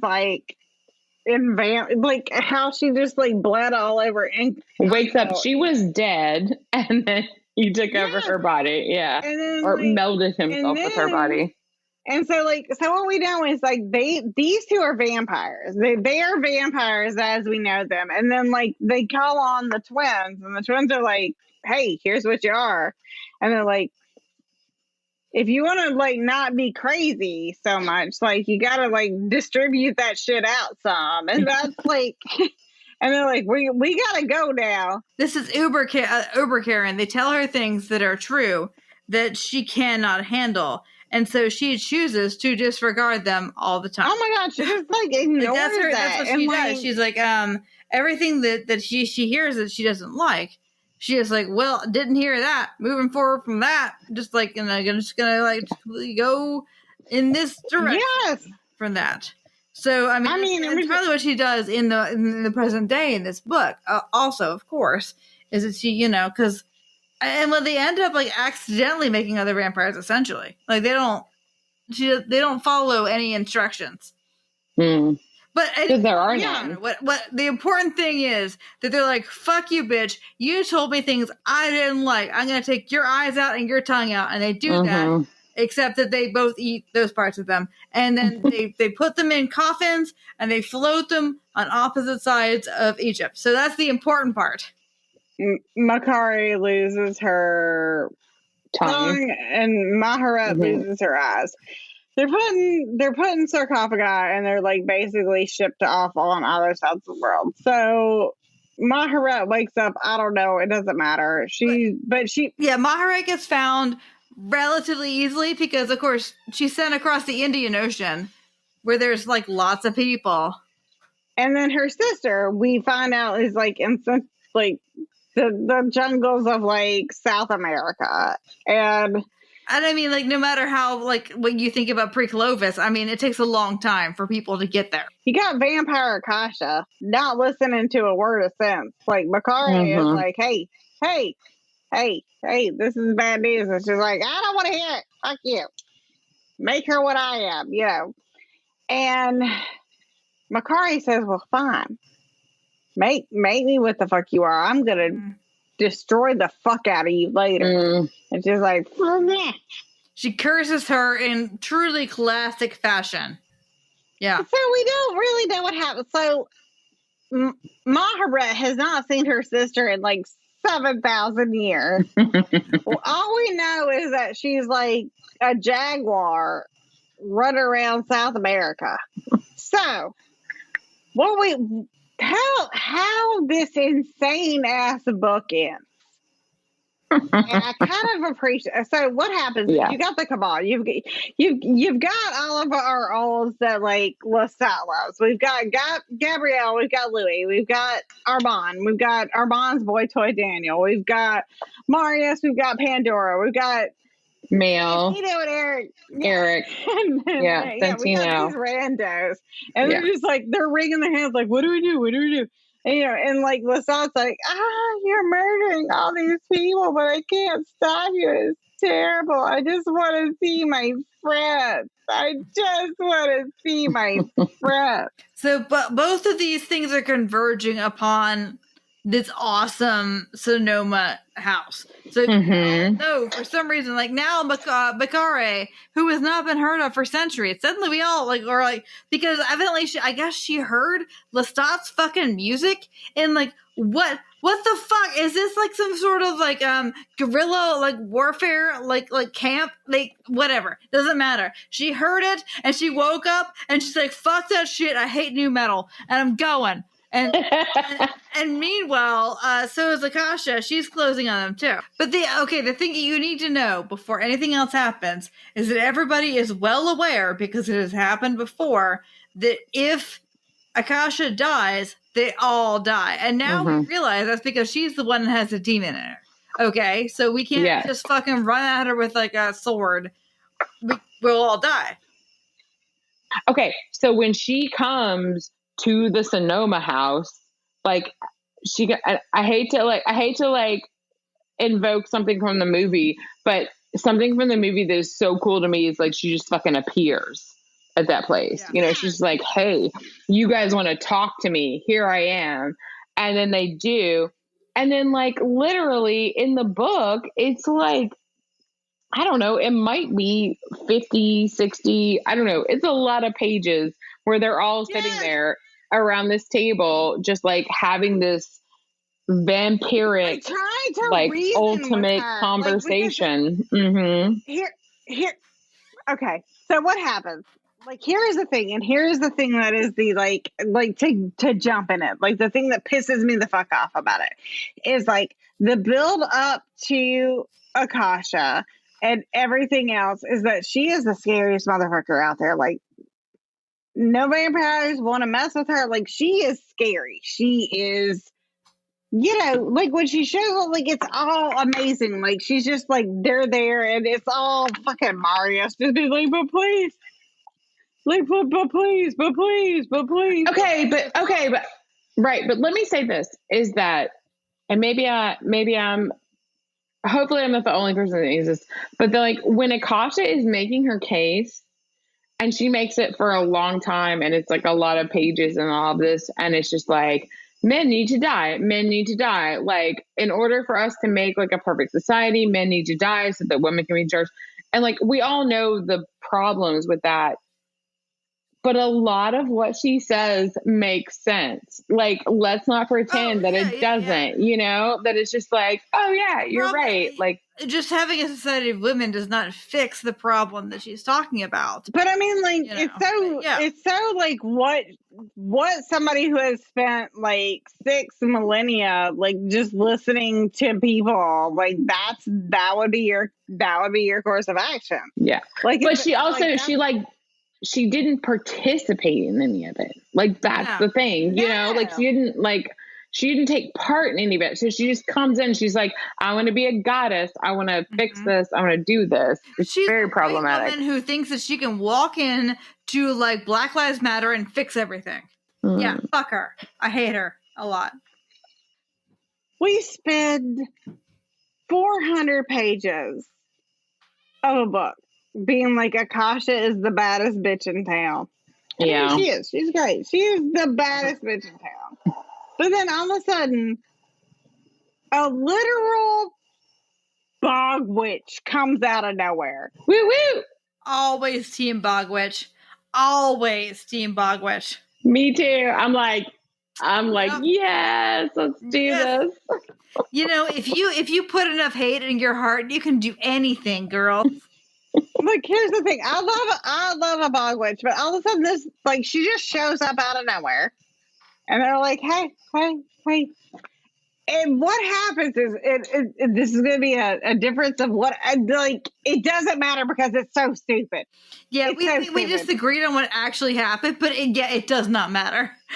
Sarah has a glass wall scenario. There is a glass wall, but literally what happens is all of them were like, oh, Akasha. Like, can't do anything about Akasha.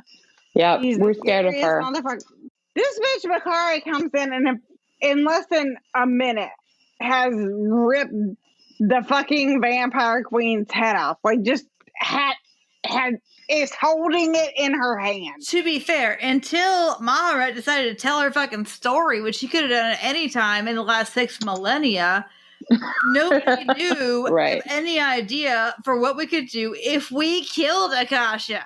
And she wasn't a problem until like Lestat decided to do his new metal soundtrack in the first place. So the problem is, like, it's not that we can't kill Akasha, although Akasha is obviously terrifying. They haven't even like come to a let's kill Akasha meeting because they know if they kill Akasha, they all die. Because what happened thousands of years ago, there's not that many very, very old vampires because somebody on purpose left Akasha and Ankle out in the sun and everybody burned. We all know we cannot. They just got tan. Yeah, they got tan. And in fact, Pandora says she does it now just to blend in better. So what happens is Makari comes in one way or another, removes the head of, decapitates Akasha. Everybody's like, well, that's a thing that happened. So, yeah, it takes the head off, and they eat the head and the heart. They're not quite sure what part it is, because who knows? But for some reason, they give them both to the less manageable twin. Like, I don't know why Muhammad didn't eat all the parts, because, like, Muhammad is somebody who has an address and, like, you know, a residence and a tax ID number.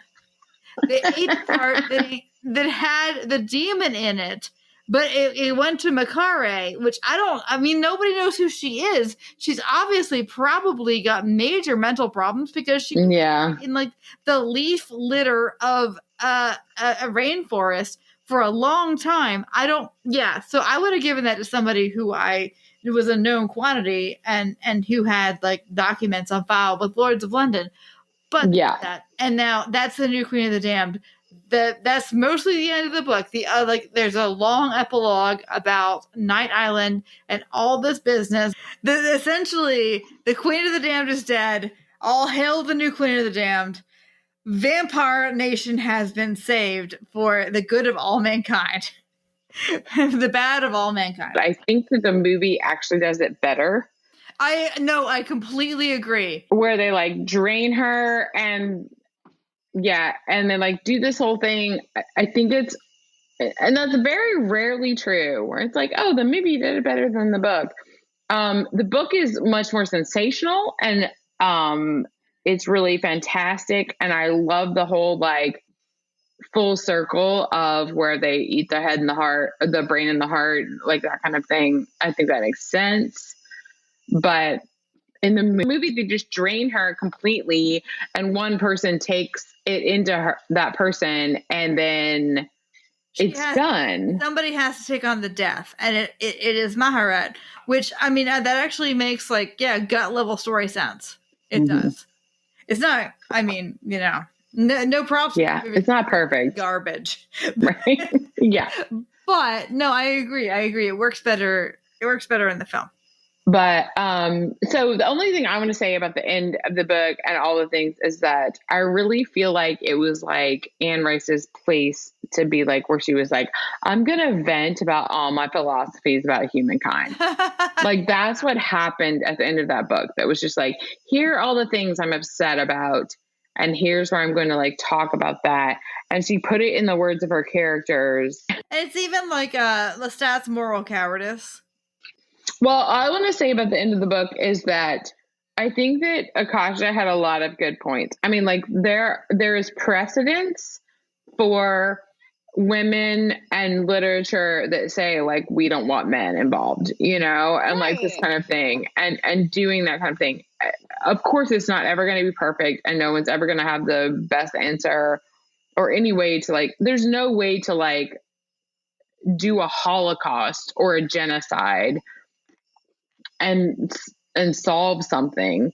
But there's this sort of like militant feminist thing that happens, you know, in the book and with Akasha. And like, there's moments where, you know, like I'm like, yeah, fuck yeah, Akasha, like, let's do this. But then of course I'm just like, this is never going to work. It's just funny to me that there are women. See, I went to a women's college, so I can tell you, obviously, that there are these women who live in predominantly female spaces who are like, oh, all we need to do is get rid of the men. Like, weren't you just bitching for 50 hours about your fucking boss because she's like a backstabbing cunt? Like, Well, I think they did a lot of work to show that Akasha herself didn't really have any morality. And all she ever wanted was for someone to give her a a scale of morality, you know, or like, she was like, I want you to prove to me that gods exist. I want you to prove to me of this. And then when none of that happened, it sort of turned her into this like amoral character, which is what happened. And I think, I don't know, it's really fucking fascinating because she just like killed people with. Like, that's a real person. That is literally like, I made the girl wash her face jerk. That is that kind of person. Like that, make it fit my worldview or get the fuck out. Yeah. Person. And we have all this person 1,000 times over, and they tend to be influencers. They tend to be wellness bloggers. They tend to be like, okay, you're this way or it's your fault. Or please make a worldview that makes sense to me, and it has to make sense that is a way that is fair in the way that I see fairness. So in other words, Isis is the goddess, or if Isis isn't the goddess, then you're the witches. Like, there has to be something, like, it all has to make sense in a way that is non-threatening to me specifically. It can be mean, it can be evil, it can be whatever, but it has to make sense in my world view. And if it doesn't, I will make it make sense. You know, I mean, this is absolutely Rachel Hollis. This is these people, and we've all met these people, and it is terrifying. And they are powerful, and they get people to go to their worldviews very easily because people want the world to make sense. They want, like, good people have good things happen to them. Bad people have bad things happen to them. If you're a good person and bad things happen to you, then I guess there's something we didn't know. Right? Yeah, like. It has to be that for her. And that's what I thought was so good in this, is that her, and I will say Karen-ness, because it's not about, like, it's not a wrong, I think, designation, is what her evil is. And it is the kind of evil that we deal with on a day-to-day basis. Like, that's so good in this. And then, like, she shits the bed elsewhere. Like, okay, so let's say we have an Uber Karen who's the oldest vampire in the world. Who does she hate? Oh, she eats brown people. What the fuck? She hates men, and she and so I want to say this because I paid very close attention, and they even talked about it in the, among the text of the book, was like, why is she attacking just the third world, and things like this. And Marius was the one who said, you're doing that because the Western world won't let you do this.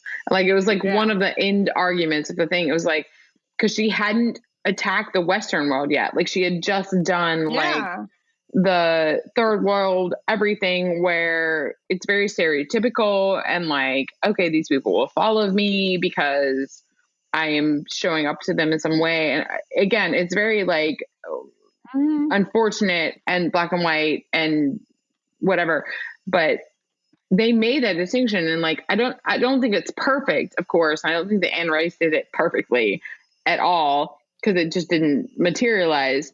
But I think it was the idea that was okay, it's not necessarily completely racist, although it is kind of racist because it's based on stereotypes, but she never got to the Western world. That was the whole point. Because if she had come to America, they would have literally shot nuclear bombs at her or something. You know what I mean? That was what it was moving towards, is the Western world, America won't let you do this. And they never did. Her about you went to the developing world because they're unchanged, which that burned my biscuits, because the idea that Sri Lanka or Haiti in the 80s is the same thing as pre-pyramidal Egypt is fucking bananas. These people have telephones.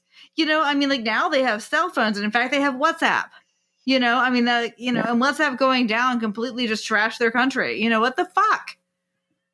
Okay, so that is the end of the Queen of the Damned, I guess. Is that how the book ended? Anyway, question time.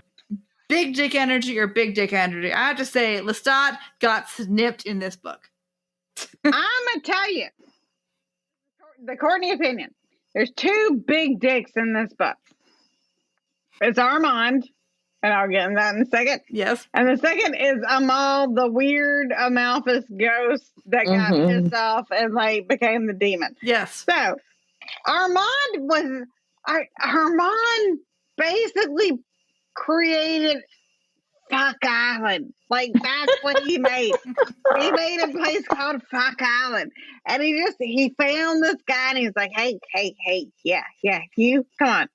Armand, the biggest dick energy in this book is Armand or Amal, the crazy demon that just made vampires out of spite. There's a lot of BDE, but it's not Lestat. It's not Lestat. Lestat was the BDE of the last book. Lestat is completely neutered in this book. Yeah, I would argue that there's a little bit of big dick energy with Akasha, who does not have a dick, but who is she tries to sort of lord her stuff. She has spent a lot of money at his establishment, and she would like to speak to the manager. Yes. Would you talk shit with or about the heroine? Are we going to talk about Lestat as the heroine? We have to. No, I don't think Lestat is the heroine. Jesse. Because Lestat is really sidelined in this, which I guess maybe he doesn't want to seem, because he's writing this, he's like, well, we did kill a couple million people. I was not really involved in this. I was in Sourcehold. I was in Sourcehold. So I think if Jessie is the heroine, because I feel like it is very much about Jessie. Yeah, I want to make an argument for Maharet to be the heroine of this. I love it. Do it. And not necessarily, but just that she has the story to tell, and she is the keeper of all time and all this. She is the one who has sort of been the arbiter of history as far as it goes. So, I don't know. My only counter argument to that is that she is a protagonist should have the ability to change. in some way, and Maharet is extremely unchanging. That is kind of yes, fair. Yeah, fair. That's her She brand. stays out of all of it. Yeah. I mean, here's the thing. I'm tying my wagon to Maharet, but I'm also going to be like, hey, Claire, did you know that Maharet tried to make out with her like baby cousin? We're drinking her wine. It's Yeah. Oh no. and also free. I'm just trying to figure out who is the less of all evils here. That's what I'm trying They're all kind of shitty. Like, there's no, like, these people are all kind of shitballs. Exactly. Like, nobody who, which, I mean, hey, that's good, right? I mean, like, you really want to go to a party with people who are great. I love a shitball party. So, anyway. So, the next question. Related. Here's your opportunity. Bechdel to bitch. Oh, God. Okay. How do women interact with So the scene between Maharet and Jesse when she's making Jesse is completely female homoerotic. Like, I don't, like that kind of thing. Yeah. Like, that has nothing to do with men. It has nothing. They don't give a fucking shit about men. Nothing like that. And I think some of this is like really complicated because like it's not like traditional sex stuff. It's but they don't very like fluid sexual things. Exactly. Like it's fluid sex and it's also like sexual things happen that are not traditional like intercourse things.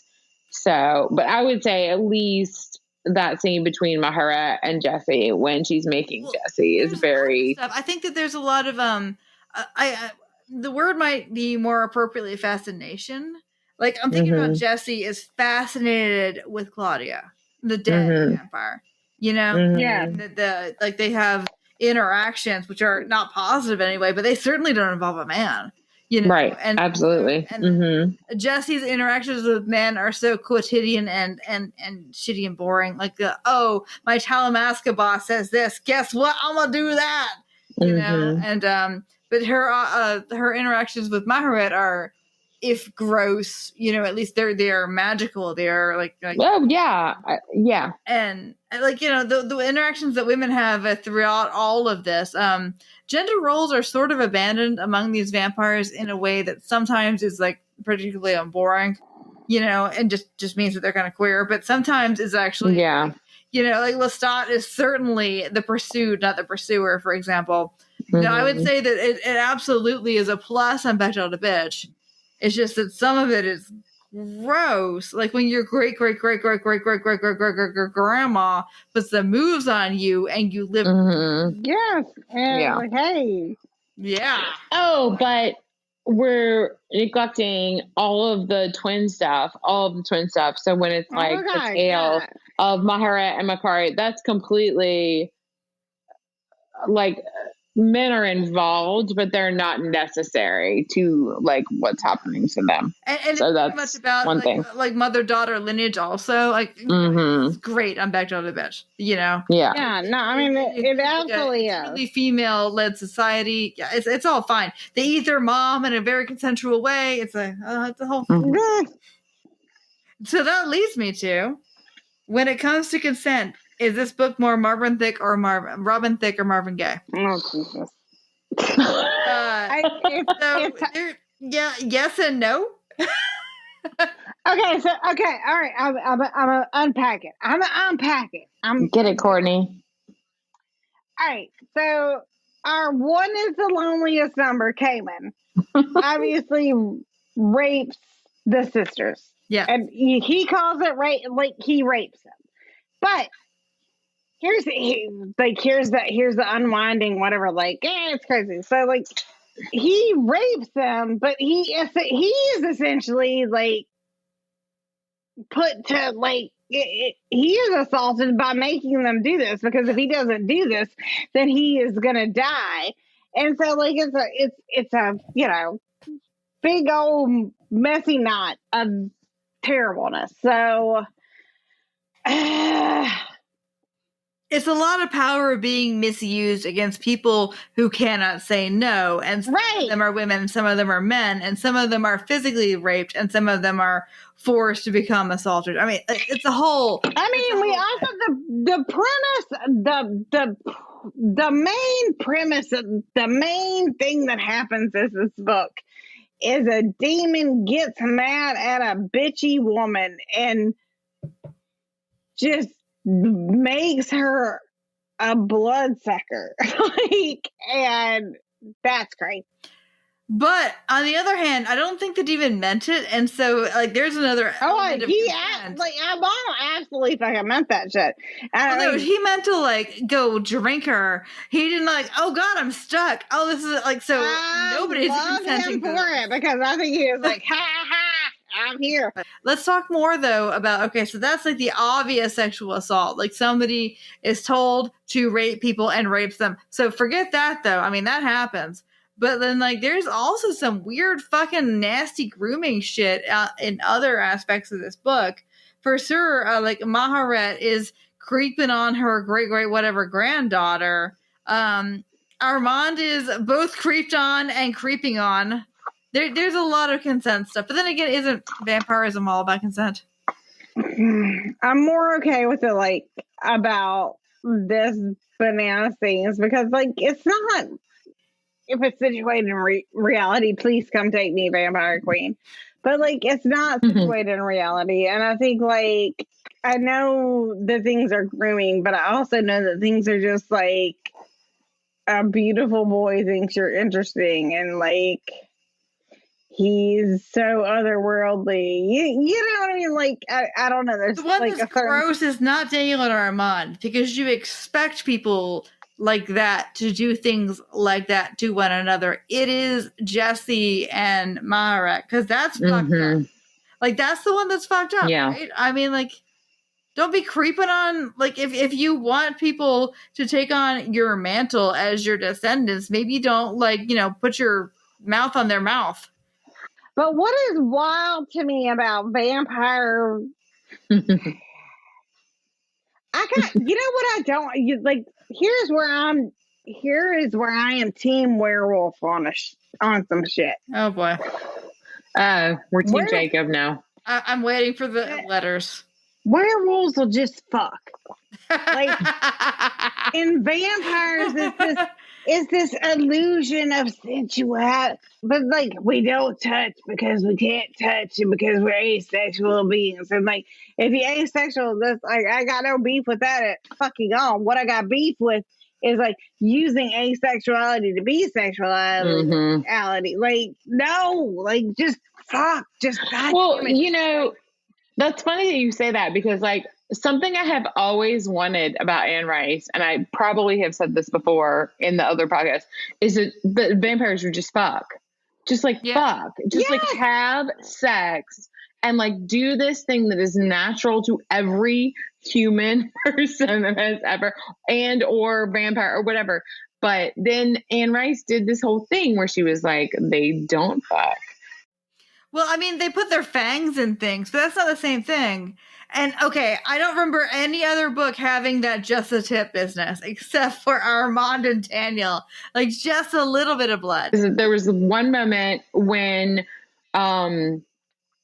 Lestat was on, I think it was Lycanos or whatever, the Greek island, before the things where the women were bathing him and stuff. Literally in the text, it says something about the member that I don't need anymore, or something like that. There was a reference to his penis that was I don't use that. And to me, that's just, it's such, I mean, I get it. I get what Anne Rice is doing where she's I don't want to mess with sex. I'm not going to do that. But it's such a downfall. It's just let them just fuck each other. Do you know what I mean? I'm sorry. I'm always talking about sex. It's just always you think that this is with Armand and Daniel. Yeah, that's sex. I hate this exactly of calling something erotic or sensual or blah blah blah, and then it infuriates me. So yes, you're there is a part in this fucking book where he says she was my lover, basically saying if I was alive. She was the person I'd be fucking if, yeah. And he's like, then it was also like, but I just want to fuck you, you know, like. The thing is, okay, you don't have to, as human mortals, have PIV sex to have satisfying sex, but they don't have that either. They don't ever lick each other or do an intercurrent business or whatever. It's all the meeting of the mind, but she's not happy with that. So if she were like, okay, no, they don't have physical sex, that's one thing, but they keep having clearly physical sex, except that it's just not, you know, a penis in a hole. All of the, like, if you notice, like, all of the descriptions are like breasts on breasts and breasts on this. Yeah. It's like, okay, we're going to talk about female breasts pressing up against your body. Like, that's sexual. Got you. And then it's like, that's it. It's just like, why is like really into that moment in sex where you both take your shirts off.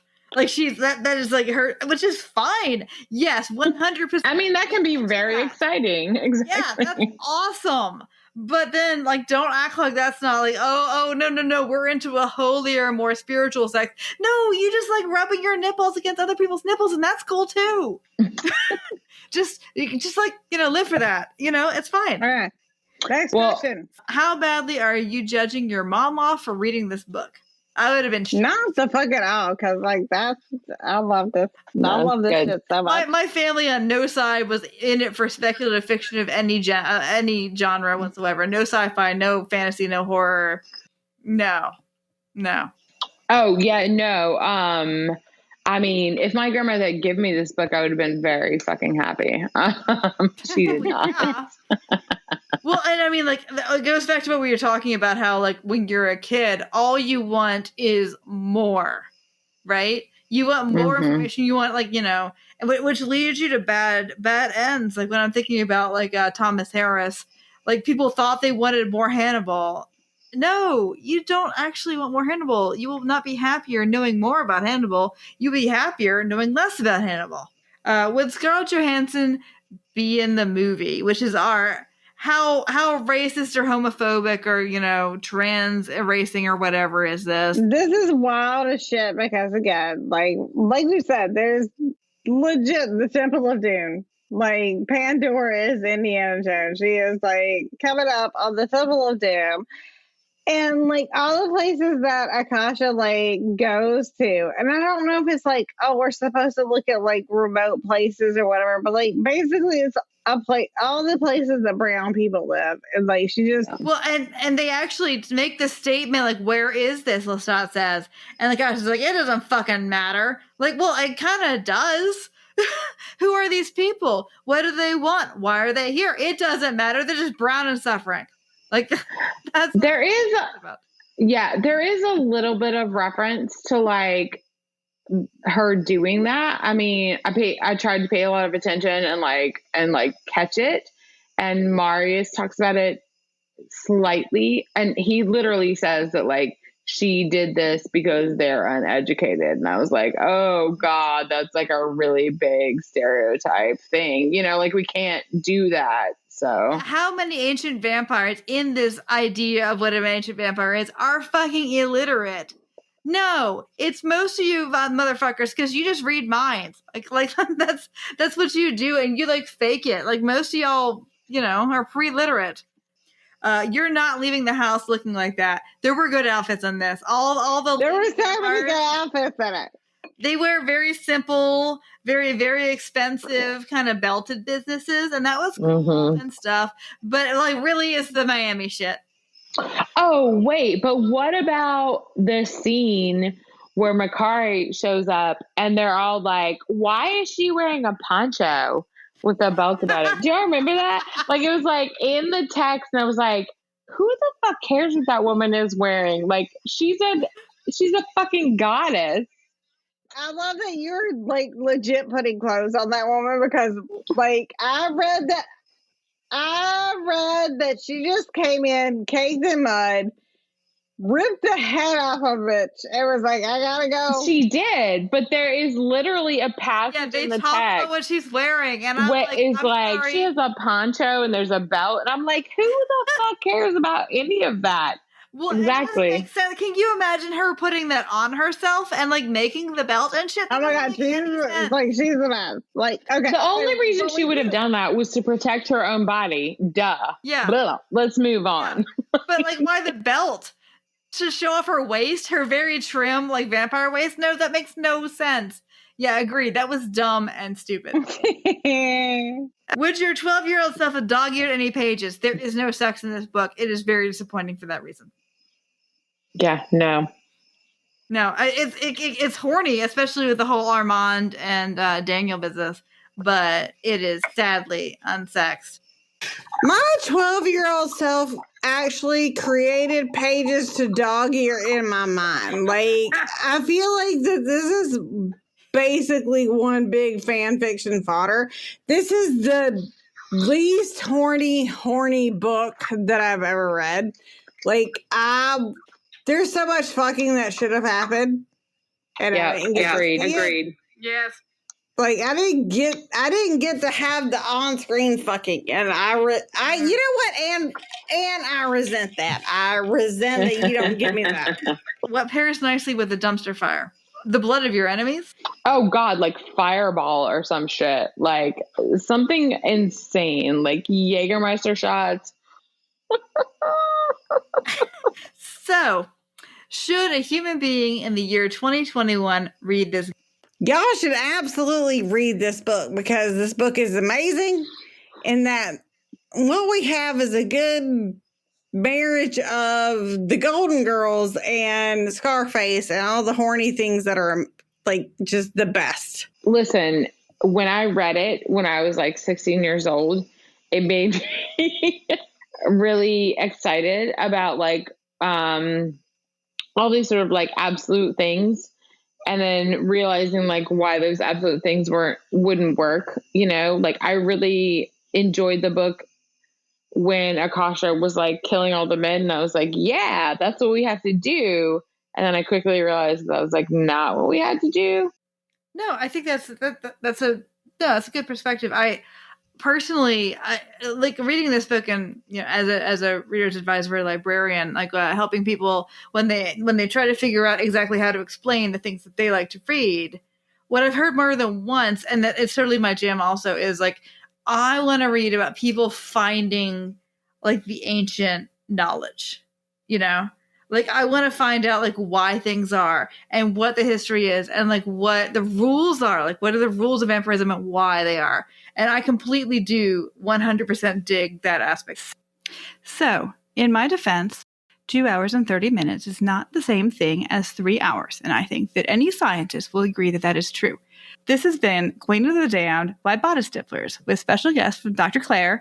If for some reason you want more of this, you can find us wherever you get your podcast. You can follow us on Twitter at BTipplers and everywhere else under Bodice Stipplers. And on Patreon, we're patreon.com/Bodice Stipplers. You can sign up for all kinds of really cool subscription-only merchandise. And you can go to our website at bodicestipplers.com.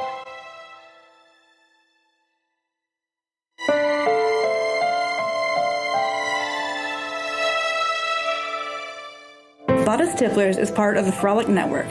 Find more podcasts you'll love at frolic.media/podcasts.